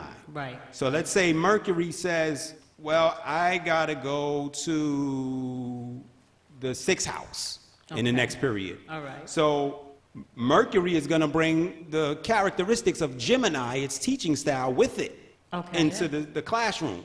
Yeah. And now you're not just looking at the sixth sign isolated by itself. You're looking at Mercury along with Gemini. Right, how it those plays Gemini on it. characteristics and how they fit into the house of work and the house of service, which is the sixth house. Right. So it's so, oh man, I'm not want to use the word complex. It's beautiful. Yeah. It's really like looking at poetry. It's looking at your soul on paper. Yeah, but it is complex, It seems complex. It's not. But it's definitely something to be complicated, appreciated, but right? it's I didn't want complex. to, I didn't want to use the word complex because I want it to be understood that it's something to be appreciated, yeah. and a lot of people don't appreciate complexity. You know what I mean? So I it's do. something to be appreciated when you Yeah. really get into it, and then your understanding about the, even they have, being that they're divided up into 12s. Now they have polarities, and directly 180 from each other, you're looking at two signs that complement each other. They have to be taken into account for. Because if you have a lot of planets that are in one house, directly 180 from there, that means this house probably has some issues, or no, the house that has the most planets, that may have 3 planets, they have a lot of issues that need to be worked on. So directly 180 from that house, that sign that's in that house can be utilized to help balance the sign directly 180 with all That of the needs to issues help, in it. yeah. Right, so you need to focus now on the house that's 180 from it and to help balance it out. Right. So we're really looking at a puzzle here. Oh, yeah. And how to play the puzzle. It's almost like it's a game, and that we can manipulate the pieces as we see fit. So going back to the whole free will, our free will is looking at your chart and understanding that, oh, I need to get better in this area so I can help this area out. Okay. You know, there's a lot of compromising that can be done on this chart. Yeah, it's like the free will part is, it's up to you how you do it and when you do it. Or if you don't do it. That's the free will, you know? Because you can choose not to. You can choose not to. All right, can we talk about some of our house positions so we can get an understanding of, like, because you had mentioned that if you have The meaning of the houses? No, because you had mentioned just now that if you have a certain amount of planets in one house, for instance, that you have to work on that. Let's talk about that for a little bit. Yes. So let's talk about our own charts for a second to talk about our house positions. Now, do you, for instance, have more than one planet in one house? Yes. Okay, so let's talk about that. I have multiple planets in my 7th house. Okay. The house of relationships. So what does that mean exactly then? That you have problems with your relationship? I hope not. No, it doesn't mean that you have problems. It means that's an area that you should concern yourself with, or else a problem can arise. Yeah. So you need to kind of really look at it. And now, the thing I was telling you about before, directly 180 from the 7th house is the 1st house. Okay. Right? And they work that way too. When you get into the descriptions of the houses, they complement each other. Okay. Because the 7th house is the house of relationships. Directly 180 is the house of self. And you know what's hilarious? This is the funny part. Your chart has a lot of, what you just said? What'd you say? What a lot of planets in his A lot of 7th planets, house. yeah. And my chart has the majority of planets in the 1st. In the 1st house. So he and I, as a couple, have already balanced ourselves. Right, exactly. There you go. There you go. And for me, my most planets are in my 5th house. I don't know what that means, though. Oh, it's just the 5th house is all about self-expression. Well, no, the 5th house is, well, yeah, it's will, fun, and children. Yeah, it says You it's know, self-expression, that's where creativity, romance, and children. Right, romance, Yeah. right. It reveals how you have fun and what kind of romantic you are and how you express yourself creatively. Creatively. All right, so the fact that I have that I have the most of my planets are in the 5th house, explain to me what that would mean then, so I can have an idea. What does that mean, Basui? Well, that means that, well, Does on the it- surface does- level. Does it depend on what planets are in there? Yes. Does that make a Oh, difference? yeah, definitely. Oh, well, which planets are in there, actually? Okay, so the planets that are in my 5th house is the Moon, Mars, and Uranus is all in my 5th house. Okay. Okay, so, well, the moon, as we know, it deals with a lot of emotions. That's emotions, yeah. And you don't have to worry about Uranus too much because that's a That's generational. generational, Yeah, it's right. not individual. Okay. And the generation was the is what, third like 20 years? Oh, okay, then Mars. generation. All right, Yeah. so what about Mars? Moon and Mars. Yeah, the Moon and Mars then. And those are the only two, really. Everything else is all over. There is no duplicates. Oh, okay. Well, So yeah. you know Well, moon and is, Mars, emotions. Mars is the go-getter. You know, Mars governs Aries. You know, so Mars is a doer. Right. You know, Mars is that energy of action, putting things into action. And you said initiating house things. tells you how to do it? Yeah. What did you say how about does house? that- The house is just the area of life. Oh, the area, right. Right. So, I guess to give a quick recap for people who are going to listen to this. Yeah. Each house has its own description Okay. of an area of life, right? So the first house is yourself, your Okay. self-image, how you see yourself. I am, right? Or what you think about yourself, all of the stock that you put into yourself. And that's your first house. That's the That's first the house. first house. Okay.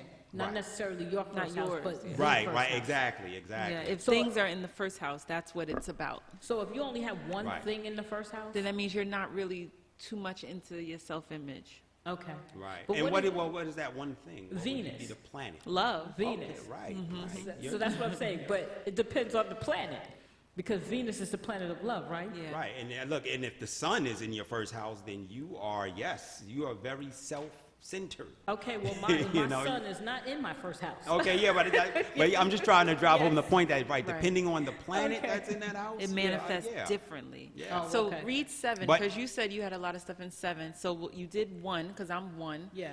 Do 5, because she's 5, and then do 7 for yourself. Right. Okay, 5 is the house of will, fun, romance, and children.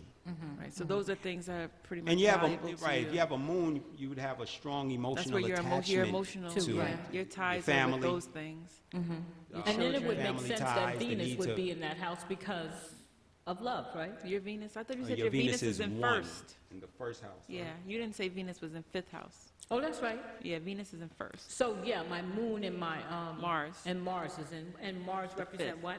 Moon and Mars. You're like Mars is how the you go-getter. approach, Mars yeah. is The go-getter? the initiator. Okay. You know, So wants you to do all organize that stuff things. for those things, for your family, Right, for your right. what's the other stuff you said? Your children and your Right, your your fun. family, your Like children. yeah, you plan all around those topics because that's what's important to you. Right. Okay, which is why we're all going to Aruba. Thank you, mother. Yes. Right, and that's it. See, That's it. and then tell us about 7th because that's your stuff, Yeah. Vasily. Well, yeah, 7 is your partner, how you relate to other people, and how you harmonize. Well, So what harmonize signs and are in relate your with other are in people. 7th for you? I have, let me get to the mic. I have Neptune, That's generational. yeah, generational. My 7th house, I have Neptune, the North Node, and the Moon. So emotions also. Right.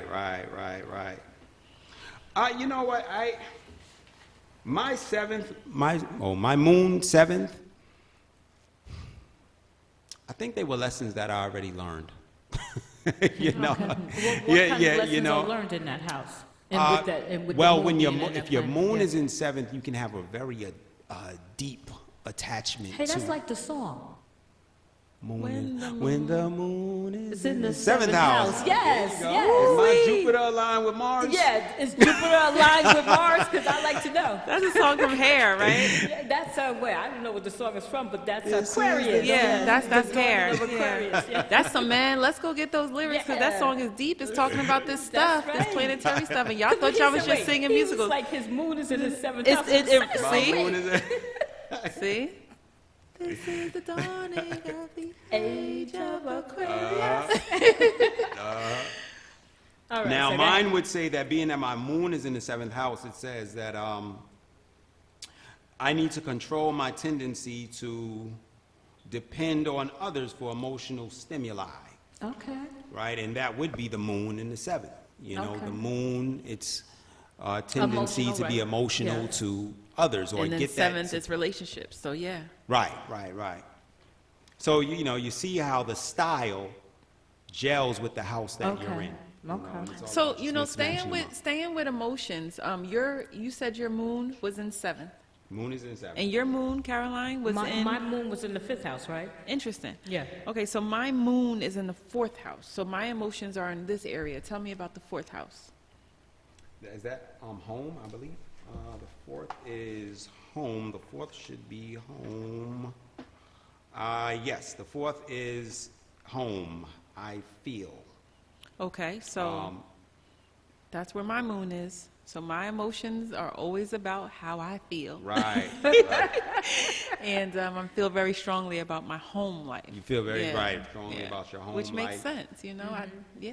You wear your emotions on your So sleeve. yeah, I think instead of trying to tackle the natal chart as a whole, because it's so expansive, yeah, let's yeah. just try to like pull out some key points, Right. and then the three of us would share from our Right. chart to just give the folks an example, because this is something that's really Really, complex. really complex, So we right. can't really explain it over Mm-hmm. the. It's better to look at. So I'll go first. So I will read what it says about myself. My moon is in the 5th house, and we know that moon's about emotions, right? That's what we said. So it says people with the moon in the 5th house have an inner need for creative self-expression. They put a lot of importance on romance because it emotionally fulfills them. They are very talented in creative activities, and they work well with children. Right. They experience fluctuations in their romantic relationships, and they are able to express themselves in a genuine way. Now, I know that that's on me. I know for a fact, Kiana and I were just talking about this morning how I realized about myself that I am a very, very romantic person. And she said to me, where did you get that from? I'm like, I don't know. Maybe I grew up thinking that this is how romance should be. But now that we're talking about our charts, and we're thinking that this came from watching too much television and seeing too much romance. But according to my charts, there's a natural energy, right? There's a natural energy. This is obviously my natural way of being. I love romance. I am a very romantic person, and that's what turns me on. But somebody else Which might not feel that planet way. was your moon in? What planet was my moon in? What does that mean? I mean, I'm sorry, not planet, sign. My apologies. Okay, so my moon is in Leo. Moon, Leo in the 5th house. Okay. Yeah. And Leo is very, like, forceful. So Okay, you well- go about all that stuff in All that right, way. well, and then hear what it says. Leo moons have passionate, expressive emotions. Oh, yeah. Oh, yeah. There is an passion inner, and emotion. Yeah, there is an inner fire to them, Yeah. as they tend to have a flair for the dramatic. Though this sign is known to love the spotlight, a Leo moon may not necessarily crave the praise of the public. They may actually prefer this attention in more comfortable settings, like within their family or a close group of friends. At home, Leo moons are known to make big emotional displays, enthusiastically getting their feelings and points across. And they are ultimately children at heart, people who are lovers of spontaneity and fun. So I'll just stop there because there's a lot to read after that, but I don't want to spend so much time on myself. But that's where my 5th house is, and that's where my moon is in Leo, and so I gave you that description of how it fits me. And I can agree that that is mostly me. I can honestly say that. But in saying that, that means that there is something that I need to change within that realm? Or I can change it, or I shouldn't change it, or I should change it? Well, How does yeah, that work? I would say that if you feel like, it's up to you to determine if that playing in your life is beneficial or not. So if you're finding that that kind of energy is too much and it's making relationships with people not work out, then you would want to scale it back. But if it's Okay. working for you and you're seeing that that's how, your life improves, then you keep it right where it is. Right. So it's up to you to just see how it's manifesting, if it's Okay. to your benefit or to your detriment. Right, and another thing that you can use to, if you get in, do you have any aspects with what's in your Leo? What planets are in your Leo?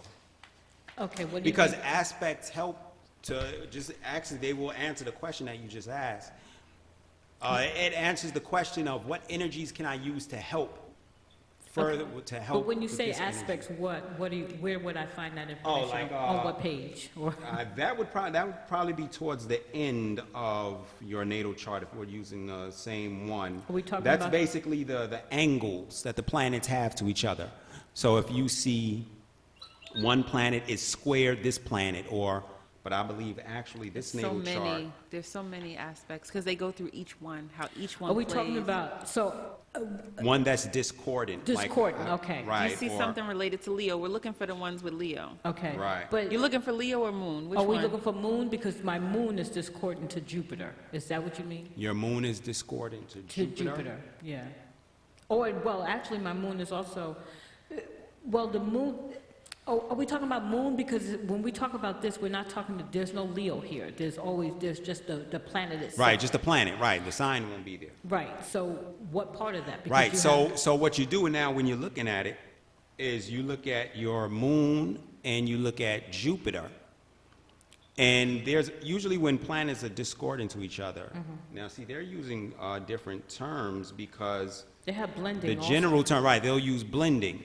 But the general term for blending would be, I believe, is it sextile or is it triune? I believe it's triune because some of the aspects help you, some of them Hurt you. hurt you. Yeah. All right, so You know, blending helps me and discordant hurts me. You is would that- have to read it. It's all in your chart, lady. Okay, well, all right, for instance, let me just. Right, discordant, those are two planets that are clashing with each other. Okay, but blending And is good. Blending is good. All right, so my moon is blending with Mars.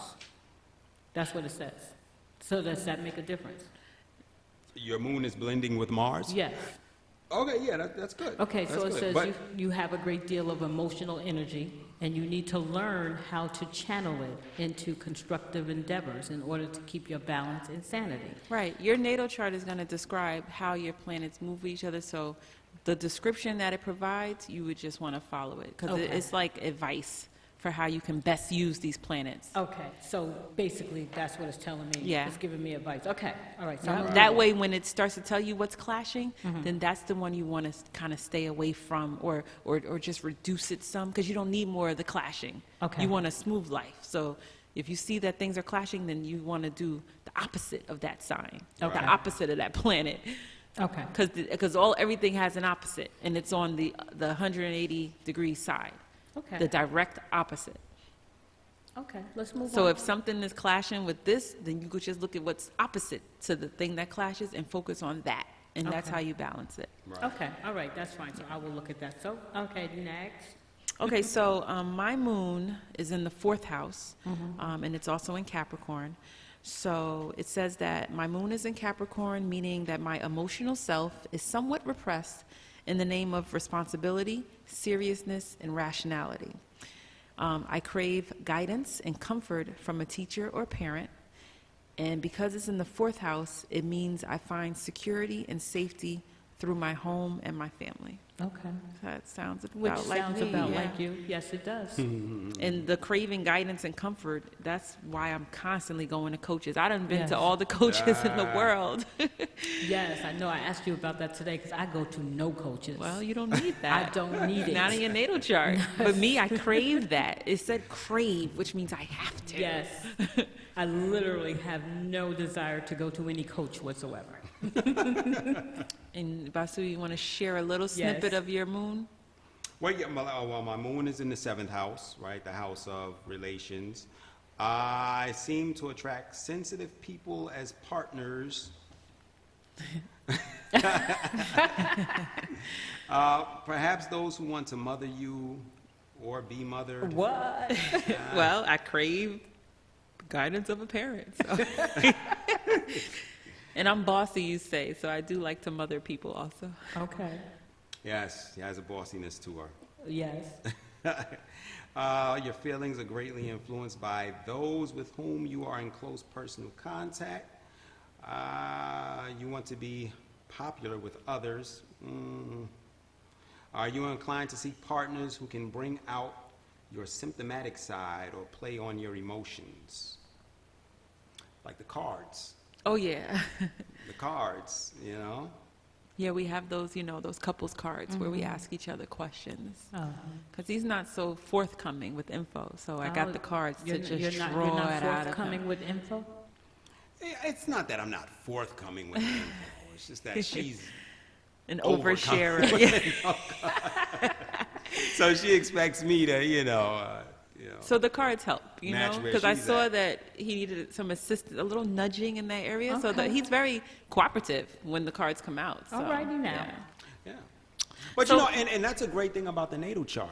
The natal chart shows you how you can compromise, whether, it's with your mate or somebody at the job, to make, the environment go a little bit smoother. What you can do to help play up on their characteristics without them even knowing it. Right. There's subtle things that you can do.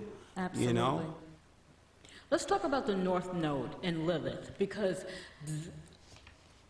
I was trying to get to understand the planets, in which I started to, but then they hit me with the North Node, and Well, then they hit me with the Lilith, and I'm Right. like, okay, now y'all playing with me now. So once you see your north node, you automatically look at the house directly opposite to it to get that's your south node. South node and north node are always 180 from each other, Okay. right? So when you see your north node, look at the house opposite from it is your south node. Your south node represents all of the lessons that you didn't learn in the past. Okay. And whatever house that's in, those are the lessons that you need to learn. All right, and now your north node, future aspirations, right?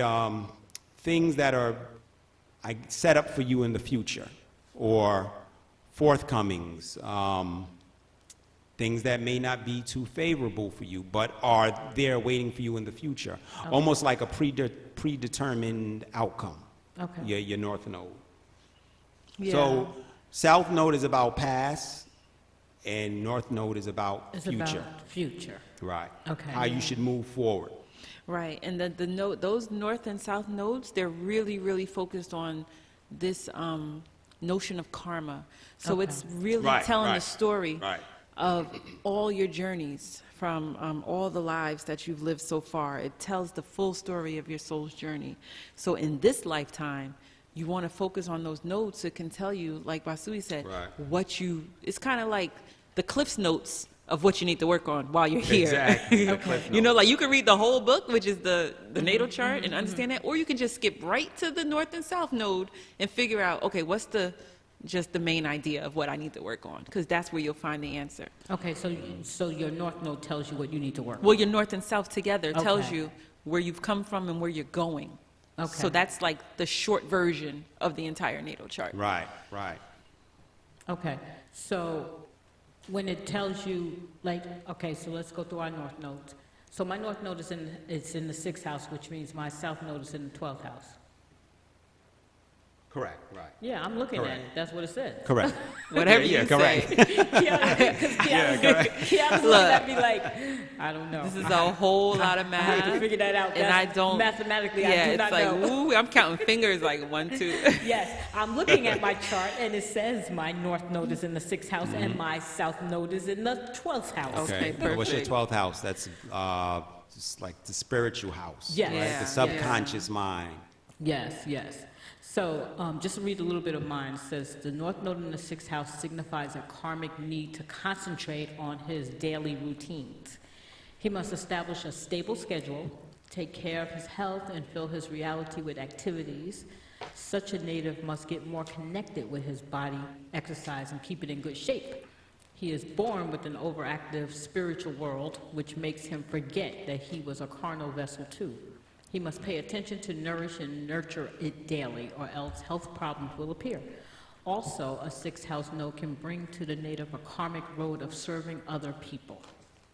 He must learn to respect his co-workers and establish harmonious relations with his employees or employers, depending on what type of career he is desired to have.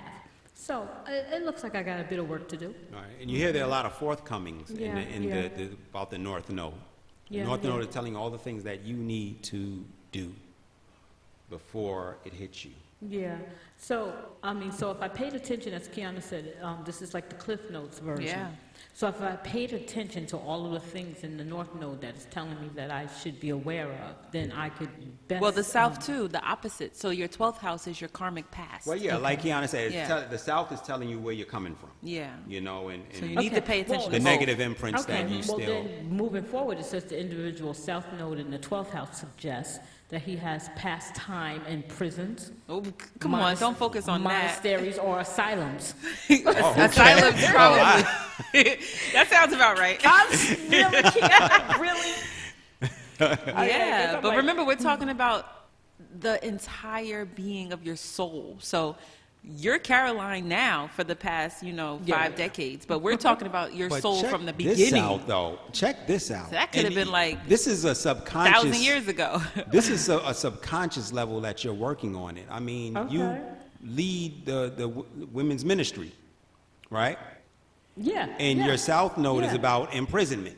Yeah. And so here you are Trying to leading helping an people organization out to, of jail. right, Trying trying to to help free people people out from of bondage. right, And probably- exactly. So you're working on your South Yeah. Node, your Okay. karmic And that's what I'm saying. It was entanglements based on your without even- experiences Oh, that now you okay. don't want people to be in the jail you were in or in the asylum you were Right, in. right. 'cause That's you what South Node realize- says. It yeah. says you didn't get it right, so you need to do things now that Okay. will focus on what you didn't get right. Okay. So focus more on that, and All right, which subconsciously you were doing it. Subconsciously, which is why subconsciously the work I'm doing is to free people from their own bondage. I Yeah. guess makes Based a on lot your of own sense, yeah. bondage, yeah, That's because right. you have to appreciate what came from that 12th house Yeah. and then own it, own the karma of it, so that you can yeah. move in that 6th house like you need to Yeah. balance it. That's right. Because it says the 12th house is all about self-sacrifice and giving, while the 6th one indicates putting a price.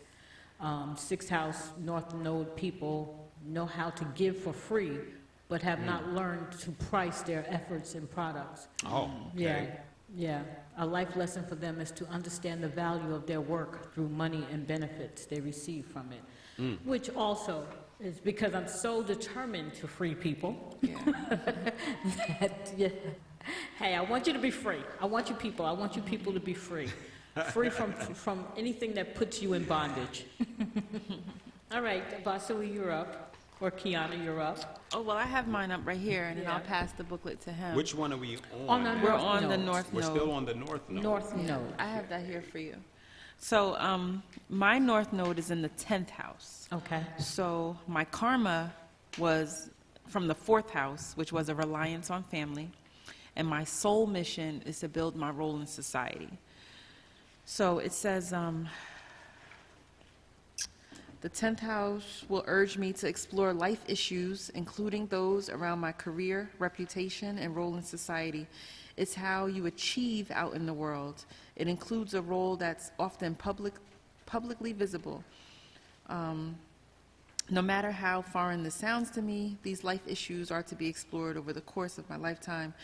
A north node in the 10th house is public in nature and requires impeccable integrity, a business-like attitude, and skill at using material resources. So I have to be conservative, traditional, economical, and great at managing money.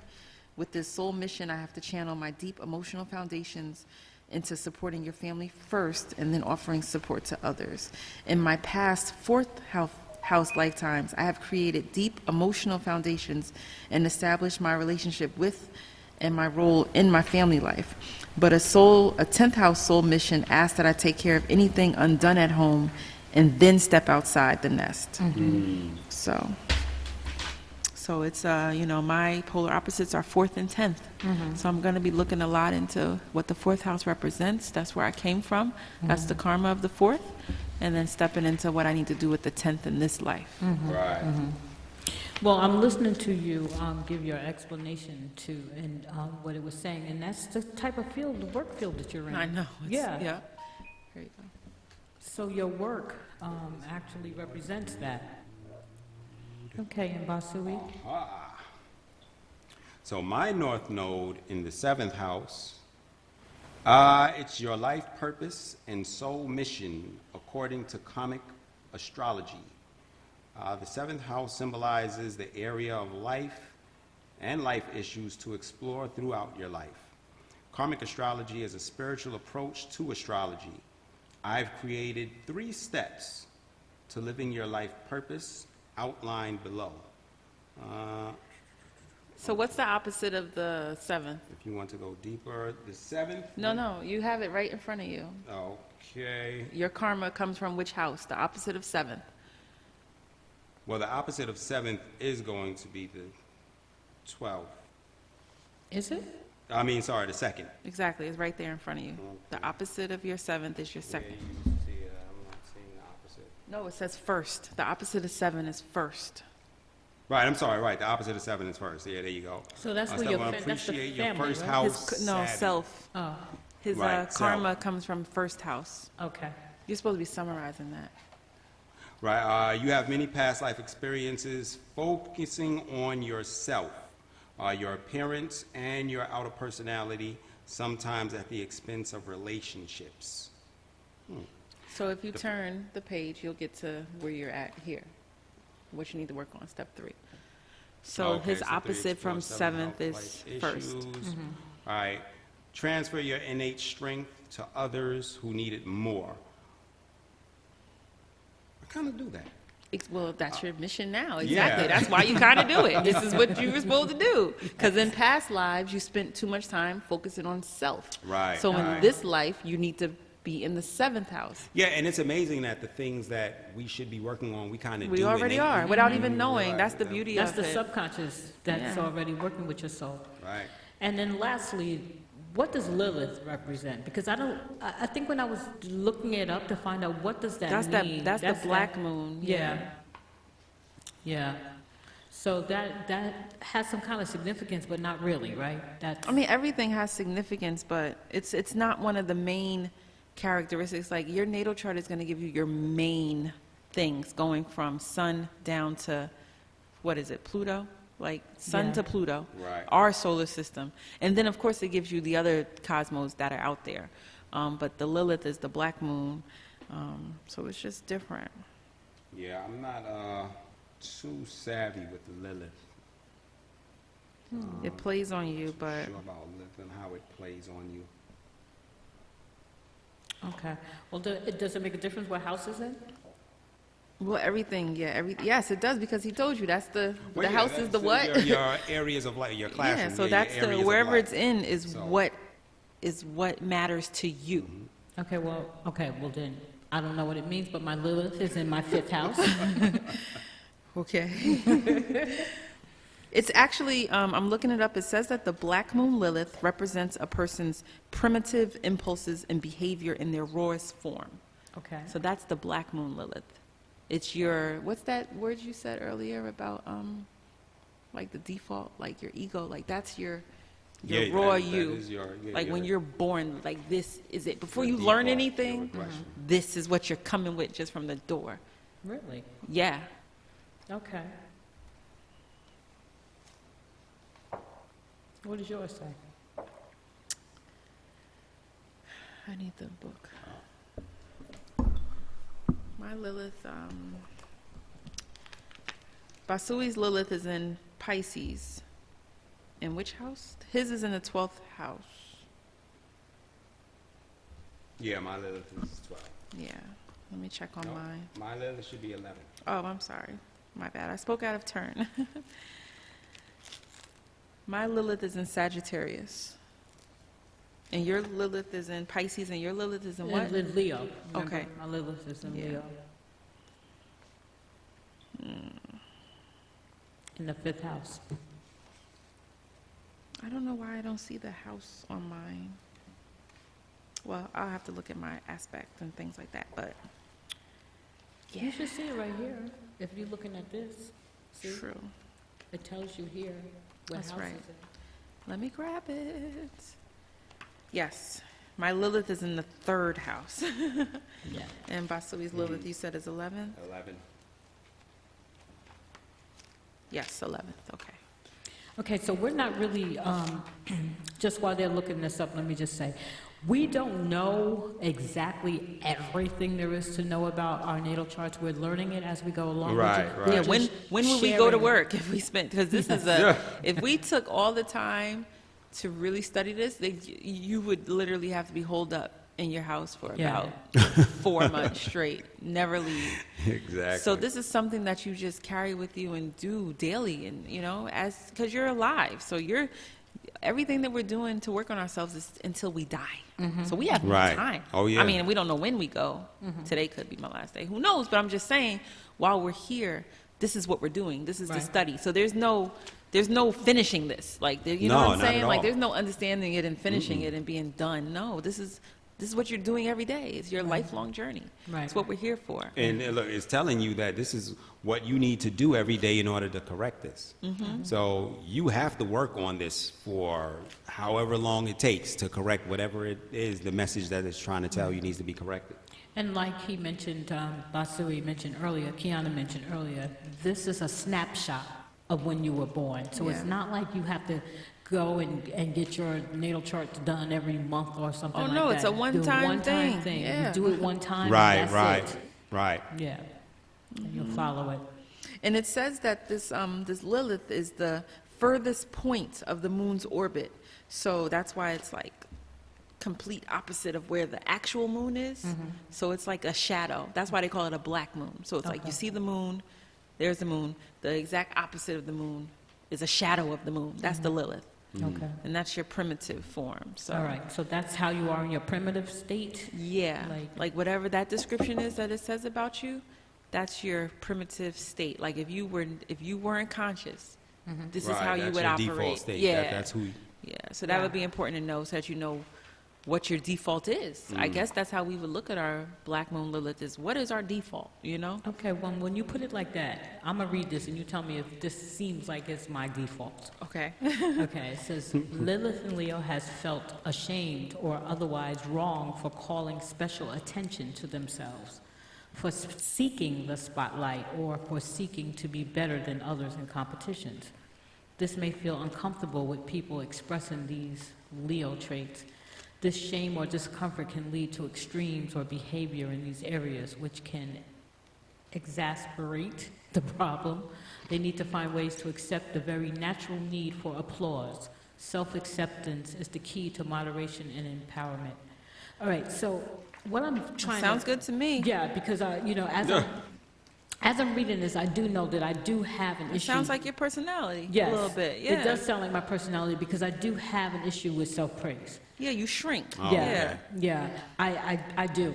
I really do, and I've always been that way. Not that I don't You mean think- as if you're not accepting of self-praise? No, it's, You know, yeah. you try it's- not it's- to, I don't give myself pat yourself on the back. Right, I don't pat myself on the back. And Okay. the whole idea of feeling ashamed is true, because I grew up with the belief that you do not blow your own horn. And that is how I grew up, believing that Right. you don't blow your own horn, you let somebody else blow it Right, for you. right. So I never ever put myself in a position where I was, Yeah. giving myself self-praise. I don't do it. And if I do it, I feel bad about doing it. So that's about right. Right. So what about you? Well, let's hear Basui's because he has it ready. Okay. my Lilith is in Pisces. Lilith in Pisces has felt ashamed or for being needy, compassionate, or wishy-washy, or for their spiritual side. And this person can feel uncomfortable or annoyed with people who resist labels. Uncomfortable or annoyed with people who resist labels. Okay, who are not very assertive or ready to take the lead. Rejecting or feeling ashamed of their basic needs in this area can lead to extremes of behavior and repeated cycles of binging and purging with these traits. The key to moderation and empowerment is self-acceptance. This can also apply to Lilith in the 12th house. Okay, now, Kiana, knowing him, you're the one who knows us both. Yeah. So do you think that that's an accurate description? I can see that. You can? I can. Okay. The key to moderation and empowerment is self-acceptance. Okay. Okay, that's pretty on point. Feel ashamed of being needy, compassionate, or wishy-washy. Do you feel that way sometimes? Yeah. I think he feels ashamed of being wishy-washy. Okay. Yeah, I can say that. Yeah. Or for their spiritual side. I don't really see it as much of as a shame, though. Well, that's the word they're using. That's the word they're using. But it could be you could be I uncomfortable, understand, right, not so right. much ashamed. Yeah. And I see that. I think Yeah. it's a bit uncomfortable because you're, the black sheep. He's fine with being the black sheep, but it is uncomfortable. You notice it. To even name yourself that means that you're aware of it Well, right. because you're walking around knowing that this is different, you Yeah, know? yeah. I mean, that's true. That's true. I can get with that. All right, so it's Kiana's turn to read hers. Okay, so mine says, Lilith in Sagittarius has felt ashamed for their curiosity, questions, restlessness, the need to challenge and question life, facts, beliefs, or the need to get away, expand, and seek meaning. They may feel uncomfortable around people who are expressing these Sagittarian traits, not quite trusting them. However, when feeling stressed, they can go to extremes in these areas. So working on self-acceptance is the key to empowerment, and this applies to the 9th house. So I know what that means for me, because you're my mother, so you know that my whole life has been challenging and questioning. Yes. And also, I like self-care practices. I always put myself first. So the needing to get the away need and to get expand, away. I'm Yeah, good with that. I- I will Yeah. be out in a second. That jumped out on me as soon as, if I as you read feel that. like Kiana needs this break, I Yeah. am gone. And I don't really feel any guilt behind it, so. All right, so these are things that we have all seen that, we have a bit of that. All right, so as we get to the end of this, the question remains, and we went through a little bit of our chart so that we can ask this question. Free will or predestined? Definitely free will. Definitely free will for Yeah, you? When you say definitely free will? I say free will too. Okay, Yeah. all right. Because when we're talking about free will, we're literally talking about choices. We're talking about options. So it's all up to you, you know? Now, predestination, it's pretty much like pre-existing conditions. So when you're looking at your natal chart, yeah, this is the stuff that this is the mess you came into it with. But what you do with it is still up to you. You know, it can go a lot of ways. If you're born where you're born, you know, you can be born here or you can be born there. But, you know, the access, you know, what kind of resources you had growing up. For your childhood, you know, the whole nature versus nurture. It's always both. So nature is the natal chart.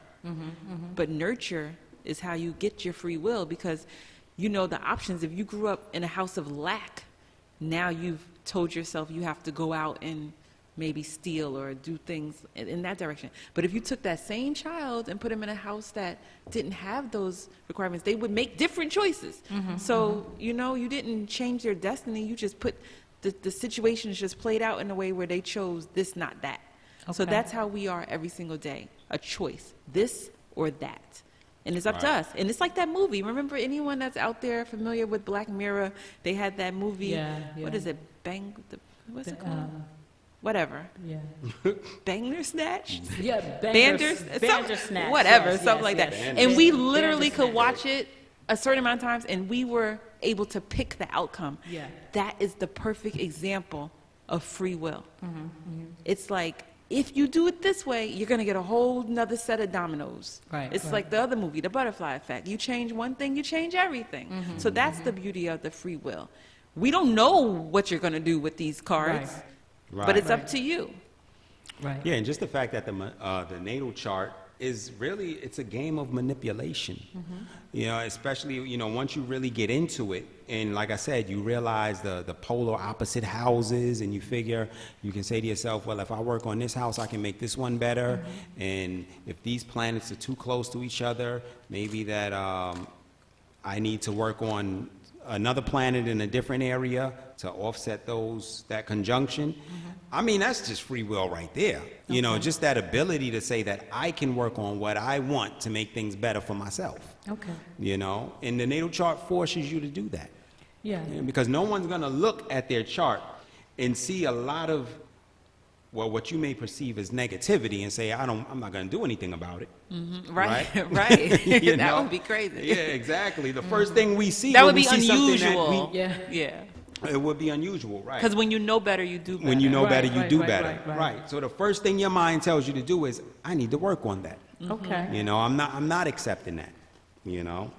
Or you can like it. Or you can like it. And that's still a choice too. So and that goes right all the way back to the beginning when we talk about the higher consciousness. The higher consciousness is saying, we're going to work on this.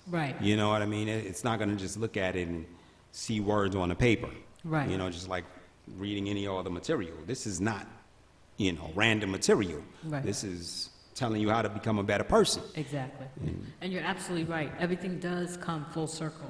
So even though it seems like everything that we chose to talk about is random, it's really not. Because everything that we chose to talk about today leads us back to the beginning, which is what? Which is every single person working on themselves. Trying to reach that super consciousness, which takes us closer to our maker. And in this case, we said that we were going to use the word God and the word universe. Interchangeably. Because that's really what it is. Energies. What I've discovered in my ability to just go out there and learn some things is that everything is done in a way in which everybody has their own language for it. When we as Christians or spiritual people talk about God, we talk about it in the sense of Trinity. We say the Father, the Son, and we say the Holy Spirit. And then when scientists is talking about the universe, they use it in terms in which they understand it's still in a Trinity. Because they may be the ones that say superconscious, conscious, and subconscious. And then when you're talking psychiatry or philosophers, they say mind, and they say body, and they say spirit. It's a different way in which we say the same things. That's referring to the same way we reach that higher place that we're trying to reach. So all of this is in that's conjunction. all semantics. Yeah. Right, and it's all in conjunction. And as we said before, science is just an explanation of, Spirit. spirituality, what it is that we Exactly. were practicing all along. So you're always going to see the themes of duality and the Trinity. Trinity is just right everywhere you look. Yeah. You know what I mean? Trinity is it's just there. You know what I mean? It's creation. You know? And at our highest form, we are able to create. That's right. Because we can have what we say. Because That's it right. starts in your mind, which is the what you would say, the Father, the mind. Because everything starts here in the mind. Right. Creation starts in the mind. And then it is spoken. We're talking about the experience, the spoken word, that Right. Jesus represents, the spoken word, or the consciousness, or Right. the experience Right. of what we Right, thought the about action. in our mind. Those Right. thoughts in action now. And then the last of it is the actual outcome, which can be represented by the Spirit, which can be represented by the essence of what we thought, what Right. we created Coming with to- our mouth, and what's coming to fruition. Right. So I think as long as we are all trying to work on our own selves to reach that higher place, then we will reach a consciousness that will bring us all to a place where we understand that we all in this together. That's right. All right, so there you have it. We're going to end this this podcast. Our next podcast will be on the last of it. It will actually be on Christianity. It's going to be on the life of Jesus. What was his work? What did he do? The women, the role that women play in our biblical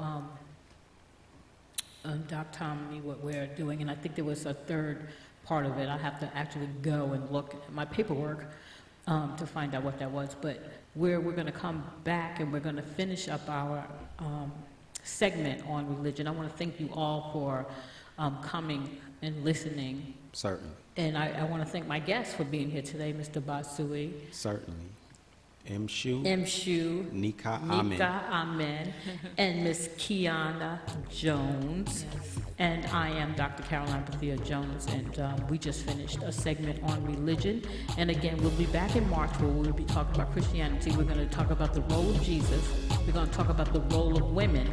And then we're going to talk about the work of the Spirit. And that will conclude our segment on religion, and I hope to see you guys again. I hope you come back and talk to me again about other things. We're going to talk about relationships. We're going to talk about a lot of fun stuff coming up. So let's say our goodbyes. Looking forward to it. Thank you for having us. Okay. Certainly. All right. So this is Dr. Karoline Bethea-Jones, and I'll see you next time.